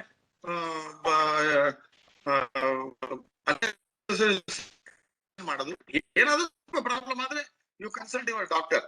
ಬಟ್ ಹೆದರ್ಕೊಂಡು ಏನ್ ಮಾಡೋದಿಲ್ಲ. ಇಂಪಾರ್ಟೆಂಟ್ ಹೇಳಿದ್ರೆ ಅದಕ್ಕೆ ಹೇಳಿದಲ್ಲ ನಾನು if you not mind fever, cough, upper respiratory infection ಆದ್ರೆ ಮೆಜಾರಿಟಿ ಅದು 90% ಹೇಳ್ತೀನಿ ನಾನು. 90% ಏನಪ್ಪಾ ಅಂದ್ರೆ 48 hours ಅಲ್ಲಿ ಕಡಿಮೆ ಆಗ್ತದೆ. Any flu like symptoms more than 48 hours you contact your doctor, family doctor. ಅವಾಗ ಅವರು ನೋಡಿ ನಿಮ್ಗೆ ಹೇಳ್ತಾರೆ. ಅದನ್ನು ಇನ್ನೂ 2 days ಆಯ್ತಪ್ಪ ಅಂತಂದ್ರೆ ಅವಾಗ ಇರ್ಬೋದು ಅಂತೇಳಿ ನಿಮ್ಮ ಹೆಲ್ತ್ ಅಥಾರಿಟೀಸ್ಗೆ ಏನಪ್ಪಾ ಅಂದ್ರೆ ಟೆಸ್ಟ್ಗಳು ಮಾಡಿಸಿ. ಯಾರು ಕಾಂಟ್ಯಾಕ್ಟ್ ಬಂದಿದ್ದು ಬಿಟ್ಟಿದ್ದು ಅಂತದೇನ ಇದ್ರೆ ಅವ್ರು ಟೆಸ್ಟ್ ಮಾಡಿಸಿದ್ಮೇಲೆ ಇನ್ನು ಮುಂದೆ ಪ್ರೊಸೀಜರ್ ಅಂತ ಮಾಡಬೇಕು. Thank you sir. Thank you sir. ನಮಸ್ತೆ ಸರ್. ನಮಸ್ಕಾರ ಸರ್. ಇದು ವ್ಯಾಕ್ಸಿನೇಷನ್ ತಗೊಂಡ ನಂತರ ಇನ್ ಕೇಸ್ ನೆಗಟಿವ್ ಅಂತಂದ್ರೆ ಸರ್, ವ್ಯಾಕ್ಸಿನೇಷನ್ ತಗೊಂಡ ನಂತರ ಫಸ್ಟ್ ಡೋಸ್ ವ್ಯಾಕ್ಸಿನ್ ತಗೊಂಡ ನಂತರ ನೆಗಡಿ ಕೆಮ್ಮು ಜ್ವರ ಬಂತಂದ್ರೆ ತೋರ್ಸ್ಕೋಬೇಕಾ ಅಥವಾ ನಡೀತದೆ ಸರ್? ಇಲ್ಲ ವ್ಯಾಕ್ಸಿನ್ ಕೊಡೋ ಟೈಮಿಗೆ ಏನಪ್ಪಾ ಅಂದ್ರೆ ನಾರ್ಮಲಿ ಈ ರೀತಿಯಿಂದ ಆಗ್ಬೋದು ಅಂತೆಲ್ಲ ಹೇಳಿ ಇನ್ಕ್ಲೂಡಿಂಗ್ ಏನಪ್ಪಾ ಅಂದ್ರೆ ಮೆಡಿಸಿನ್ ಸಹಿತನು ಕಾರ್ಪೊರೇಷನ್ ಅಲ್ಲಿ ಇಲ್ಲಿ ಕೊಟ್ಟಿದ್ದಾರೆ. ಯಾಕಂದ್ರೆ ನಮ್ಮ ಮನೆಯಲ್ಲೇನೆ ವ್ಯಾಕ್ಸಿನೇಷನ್ ಎಲ್ಲ ನಾವು ತಗೊಂಡು ಹೋದಾಗ ಇಲ್ಲಿ ನಮ್ಮ ಮನೆ ಹತ್ರನೇ ಕಾರ್ಪೊರೇಷನ್ ಇಂದ ಇದ್ ಮಾಡಿದ್ರೆ ನಾವು ಹೋಗಿ ತಗೊಂಡೆವು ಸೀನಿಯರ್ ಸಿಟಿಸನ್ ಆಗಿ. ಆ ಟೈಮಿಗೆ ಏನಪ್ಪಾ ಅಂದ್ರೆ ಪ್ಯಾರಾಸಿಟಮಾಲ್ ಅದೆಲ್ಲ ಕೊಟ್ಟಿದ್ರು. ಸೊ ಹಾಗಾಗಿ ಮೈಲ್ಡ್ ಸಿಂಪ್ಟಮ್ಸ್ ಅದೆಲ್ಲ ಇತ್ತಪ್ಪ ಅಂದ್ರೆ ಬೇಸಿಕ್ ಥಿಂಗ್ಸ್. ಆಮೇಲೆ ಕೆಲವರಿಗೆ ಏನಂದ್ರೆ ಸ್ವಲ್ಪ GI ಸಿಂಪ್ಟಮ್ಸ್ ಜಾಸ್ತಿ ಆಗಿದೆ. ಮೆಜಾರಿಟಿ ಅವ್ರಿಗೆ ಏನೂ ಆಗಲ್ಲ. ಆಮೇಲೆ ಕೆಲವ್ರಿಗೆ ಏನಂದ್ರೆ ಮೈಲ್ಡ್ ಸಿಂಪ್ಟಮ್ಸ್ ಬರ್ತದೆ, ಸ್ವಲ್ಪ ಬಾಡಿ ಏಕು, ಹೆಡ್ ಏಕು. ಅದು ತಗೊಂಡು ಏನಪ್ಪಾ 1-2 ದಿವಸ ಆಗುತ್ತೆ. ಅದು ಪರಿಶಿಷ್ಟ ಆಗಿ ನಿಮಗೆ ಮತ್ತೆ ಬೇರೆ ಏನೇನೋ ಆದ್ರೆ ತಗೋದು. ಯಾಕೆ ಕೇವಲ ನಾವು ಡಾಕ್ಟರ್ ಏನ್ ಯೋಚನೆ ಮಾಡ್ತಿದ್ದೇವೆ ಅಂದ್ರೆ it need not be due to only vaccine. ಯಾಕಂದ್ರೆ ನಾವು ಲಾಸ್ಟ್ ನಂಬರ್ ಆಫ್ ಪೇಷಂಟ್ಸ್ಗೆಲ್ಲ ನಾವು ಕೊಡೋ ಕಾಲಕ್ಕೆ ವ್ಯಾಕ್ಸಿನ್ ಕೊಡೋದು ಏನಪ್ಪಾ ಅಂದ್ರೆ ಒಂದು ಇನ್ಸಿಡೆಂಟ್ ಆಗ್ಬಿಡುತ್ತೆ ಅಷ್ಟೇನೆ. ಈಗ ಹೆಂಗ್ ಗೊತ್ತಾ, ಈಗ ಕಾಗೆ ಕೊಡೋದಕ್ಕ ಟೊಂಗೆ ಮುರೋದಕ್ಕೆ ಒಂದೇ ಅಂತಾರ ನೋಡ್ರಿ, ಹಾಗೆ ನಮ್ ಕಡೆ. ಯಾಕಂದ್ರ ಆ ಟೈಮಿಗೆ ಈ ಕಾಗೆ ಕುಂತ ತಕ್ಷಣ ಟೊಂಗೆ ಮರೆಯಲ್ಲ. ಅದು ಮುಂಚೆ ಏನೋ ಆಗಿರ್ತದೆ. ಅವಾಗನು ಇಂಥ ಟೈಮಿಂಗ್ ಏನಪ್ಪಾ ಅಂದ್ರೆ ಸಮ್ ಕೇಸಸ್ ಅಲ್ಲಿ ಆಗುವ ಸಾಧ್ಯತೆಗಳು ಇರ್ತವೆ when we give vaccination to large number of people. But majority of the time ಏನಪ್ಪಾ ಅಂದ್ರೆ. ಆಮೇಲೆ ಇನ್ನೂ ಒಂದು ವಿಚಾರ, ಜಸ್ಟ್ ಬಿಕಾಸ್ ನಾವು ವ್ಯಾಕ್ಸಿನ್ ತಗೊಂಡಿದೀವಿ ಅಂತ ಹೇಳಿ ಹೆಂಗ್ ಬೇಕು ಹಂಗ ನೀವು ತಿರುಗಾಡಕ್ಕೂ ಆಗಲ್ಲ. ಯಾಕಂದ್ರೆ this vaccine is not going to give 100% protection. Because every time mutation ಆಗೋದ್ರಿಂದ ಸೊಸೈಟಿಯಲ್ಲಿ ಯಾವ ಟೈಪ್ ಮ್ಯುಟೇಟೆಡ್ ಆರ್ಗನಿಸಮ್ ಆಗಿದೆ ಅಂತ ನಮ್ಗೆ ಗೊತ್ತಾಗೋದು ಕಷ್ಟ. ಹಾಗೆ ಕೇಸ್ ಏನಾದ್ರು ಬೇರೆ ಡಿಸೀಸ್ ಪ್ರಾಬ್ಲಮ್ ಆದ್ರೆ ವ್ಯಾಕ್ಸಿನೇಷನ್ ತಗೊಂಡು ಎಷ್ಟು ದಿನದ ನಂತರ ಟ್ರೀಟ್ಮೆಂಟ್ ತಗೋಬೋದಾ ಅಥವಾ within 1 week? For instance vaccination ತಗೊಂಡ ತಕ್ಷಣ ಬೇರೆ ಡಿಸೀಸ್ಗೆ ನಾವು ಟ್ರೀಟ್ಮೆಂಟ್ ಕೊಡಬಾರ್ದು ಅಂತ ಏನಿಲ್ಲ. ಅರ್ಥ ಆಯ್ತಾ? ಬೇರೆ ಏನು ಪ್ರಾಬ್ಲಮ್ ಬರ್ಬೋದು. Anything can happen. It's only coincidence.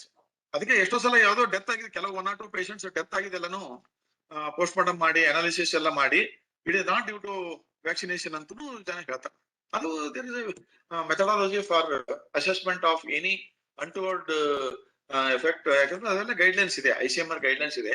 ಆ ಪ್ರಕಾರ ಏನಪ್ಪಾ ಅಂದ್ರೆ ನಾವು ವಿಶ್ಲೇಷಣೆ ಮಾಡ್ತಿದ್ದೇವೆ ಏನಾದ್ರು ಪ್ರಾಬ್ಲಮ್ ಆದ್ರೆ. Thank you.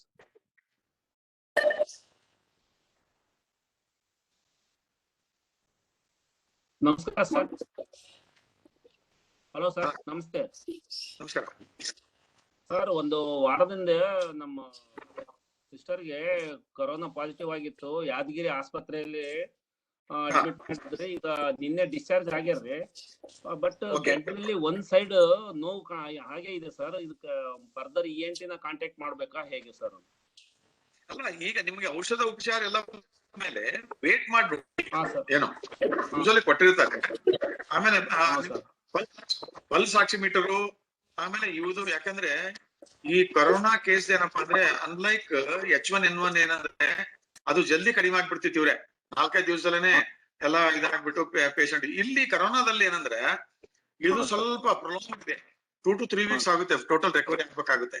ಸೊ ಹಾಗಿದ್ದಾಗ ನೀವೇನಪ್ಪ ಅಂದ್ರೆ ಅವರು ಡಾಕ್ಟರ್ ಹೇಳಿದ ಪ್ರಕಾರ ತಗೊಂಡು ಅದೇನಾದ್ರು ಕಾಯಿಲೆ ಜಾಸ್ತಿ ಆಗಿ ಫೀವರ್ ಜಾಸ್ತಿ ಆದ್ರೆ ಪೇನ್ ಅದೆಲ್ಲಾನು ಗ್ರಾಜುವಲಿ ಕಡಿಮೆ ಆಗ್ಬಿಡುತ್ತೆ. ಆಮೇಲೆ ಕೆಲವು ಕೇಸ್ಗಳಲ್ಲಿ ನ್ಯೂರಲಾಜಿಕಲ್ ಮಯೋಸೈಟಿಸ್ ಆಗಿದ್ದು ನೋಡಿದೆವು, ಕಾರ್ಡಿಯಾಕ್ ಪ್ರಾಬ್ಲಮ್ ಆಗಿದ್ದು ನೋಡಿದೆವು. ವೀಕ್ನೆಸ್ ಆಗಿ ಬಹಳಷ್ಟು ಅಡ್ಮಿಟ್ ಆಗಿದ್ದ ಕೇಸ್ಗಳಲ್ಲಿ ಸಬ್ಸಿಕ್ವೆಂಟ್ ಕಿಡ್ನಿ ಪ್ರಾಬ್ಲಮ್ ಆಗಿದೆ. ಸೊ ಹಾಗಾಗಿ ಇದರಲ್ಲಿ ಸಿಸ್ಟಮಿಕ್ ಇನ್ವಾಲ್ವ್ಮೆಂಟ್ ಏನಪ್ಪಾ ಅಂದ್ರೆ ಕೆಲವು ಪೇಷಂಟ್ಸ್ ಅಲ್ಲಿ ಅದ್ರಾಗ ಬಾರ್ಡರ್ ಲೈನ್ ರಿಸ್ಕ್ ಫ್ಯಾಕ್ಟರ್ಸ್ ಇರ್ತಾವಲ್ಲ, diabetes patients, hypertension patients, ಆಮೇಲೆ ಪೀಪಲ್ ಆರ್ ಆಲ್ರೆಡಿ ಟೇಕಿಂಗ್ ಈ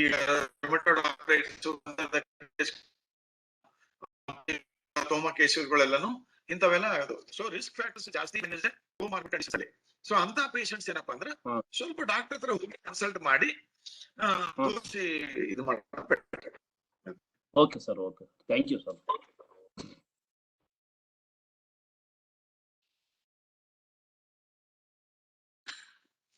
ಪಲ್ಸ್ ಆಕ್ಸಿಮೀಟರ್ ಜನಗಳು ಏನಪ್ಪಾ ಮಾಡ್ತಾ ಇದಾರಲ್ಲ ಇವ್ರೆ, ಅದು ಬಹಳ ಒಳ್ಳೇದಾಗಿದೆ ಅಂತ ನಾನು ಹೇಳಕ್ ಇಷ್ಟಪಡ್ತೇನೆ.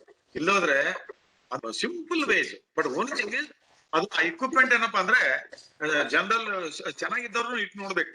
ಎಷ್ಟೋ ಸಲ ಏನಂದ್ರೆ ಅದು ಸರಿಯಾಗಿರಲ್ಲ. ಏನ್ ಮಾಡ್ತಿದ್ದೆ ಅಂದ್ರೆ ಆಸ್ ಎ ಡಾಕ್ಟರ್ ಆಗಿ ನಾನು ಇಟ್ಕೊಂಡು ನೋಡಿ ನೀನು ಚೆನ್ನಾಗಿದೆಯಲ್ಲ ಅಂತ ನಾನು ಹೇಳ್ತಿದ್ದೇನೆ.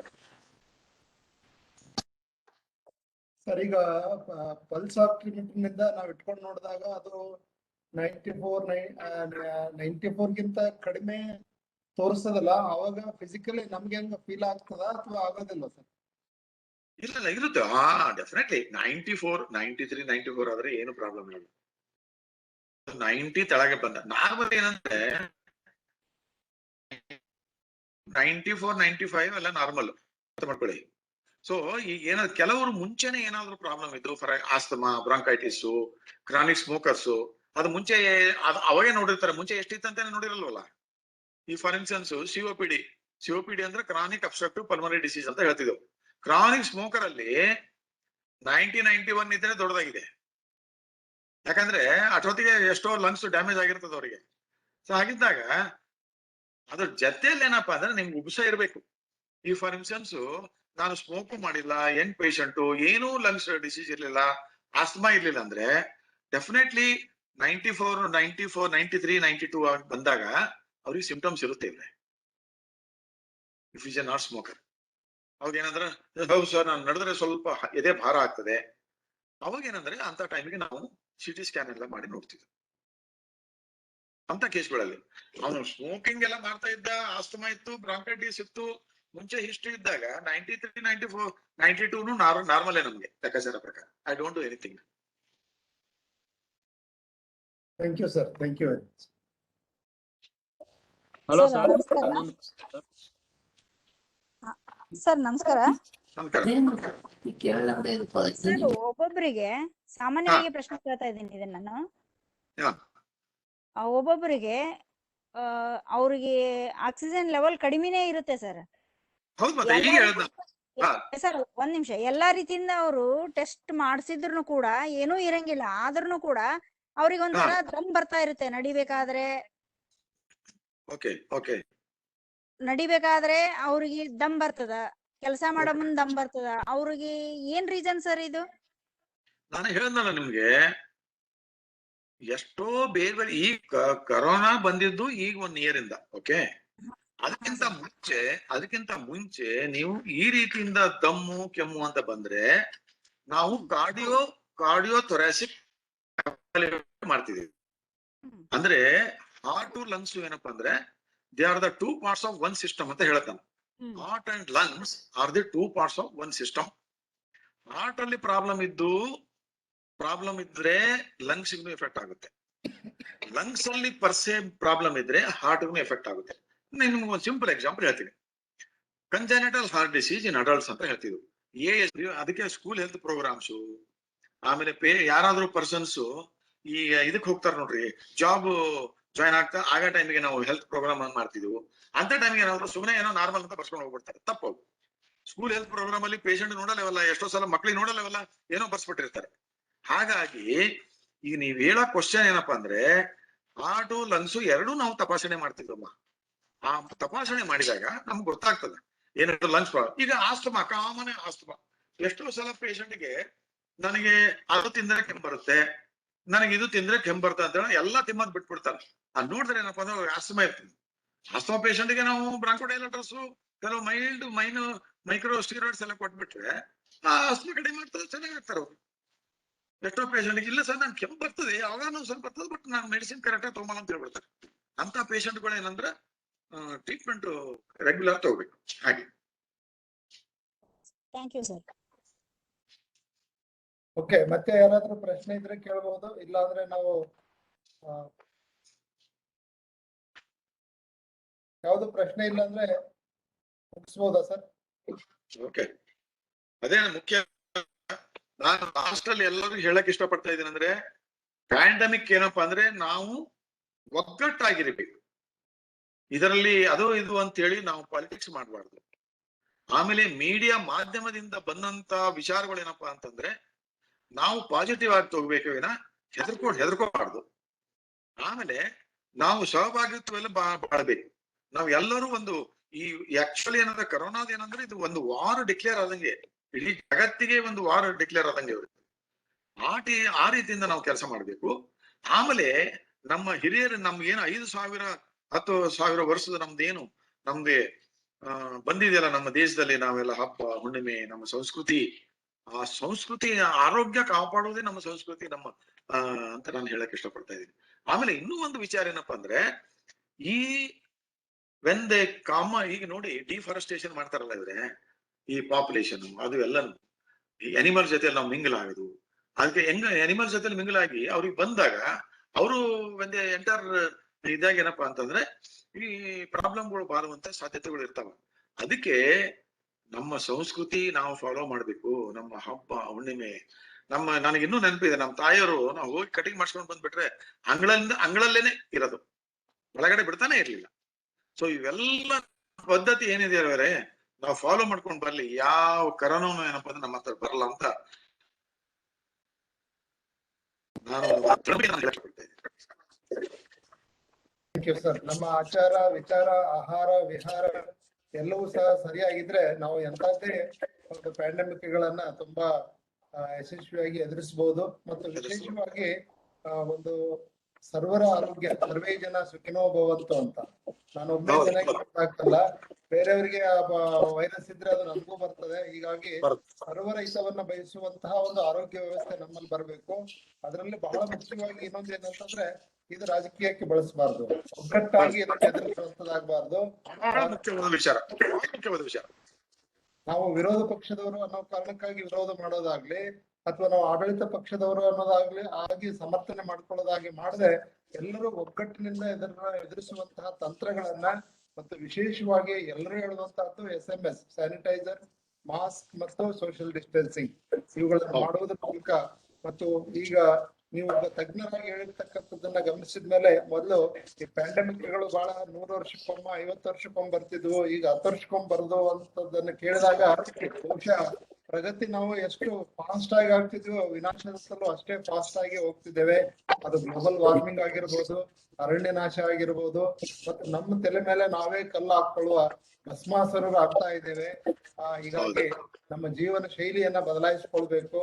ನಮ್ಮ ಆಚಾರ ವಿಚಾರ ಆಹಾರ ವಿಹಾರ ಇವೆಲ್ಲದರಲ್ಲಿ ಬದಲಾವಣೆ ಆದಾಗ ಮಾತ್ರ ನಮಗೆ ಉಳಿಯುವ ಸಾಧ್ಯ ಅನ್ನೋದನ್ನ ಬಹಳ ಅತ್ಯಂತ ತುಂಬಾ ಅರ್ಥವಾಗುವಂತೆ ಸರಳವಾಗಿ ವಿವರಿಸಿದ್ರೆ ತುಂಬಾ ಧನ್ಯವಾದಗಳು. Thank you very much.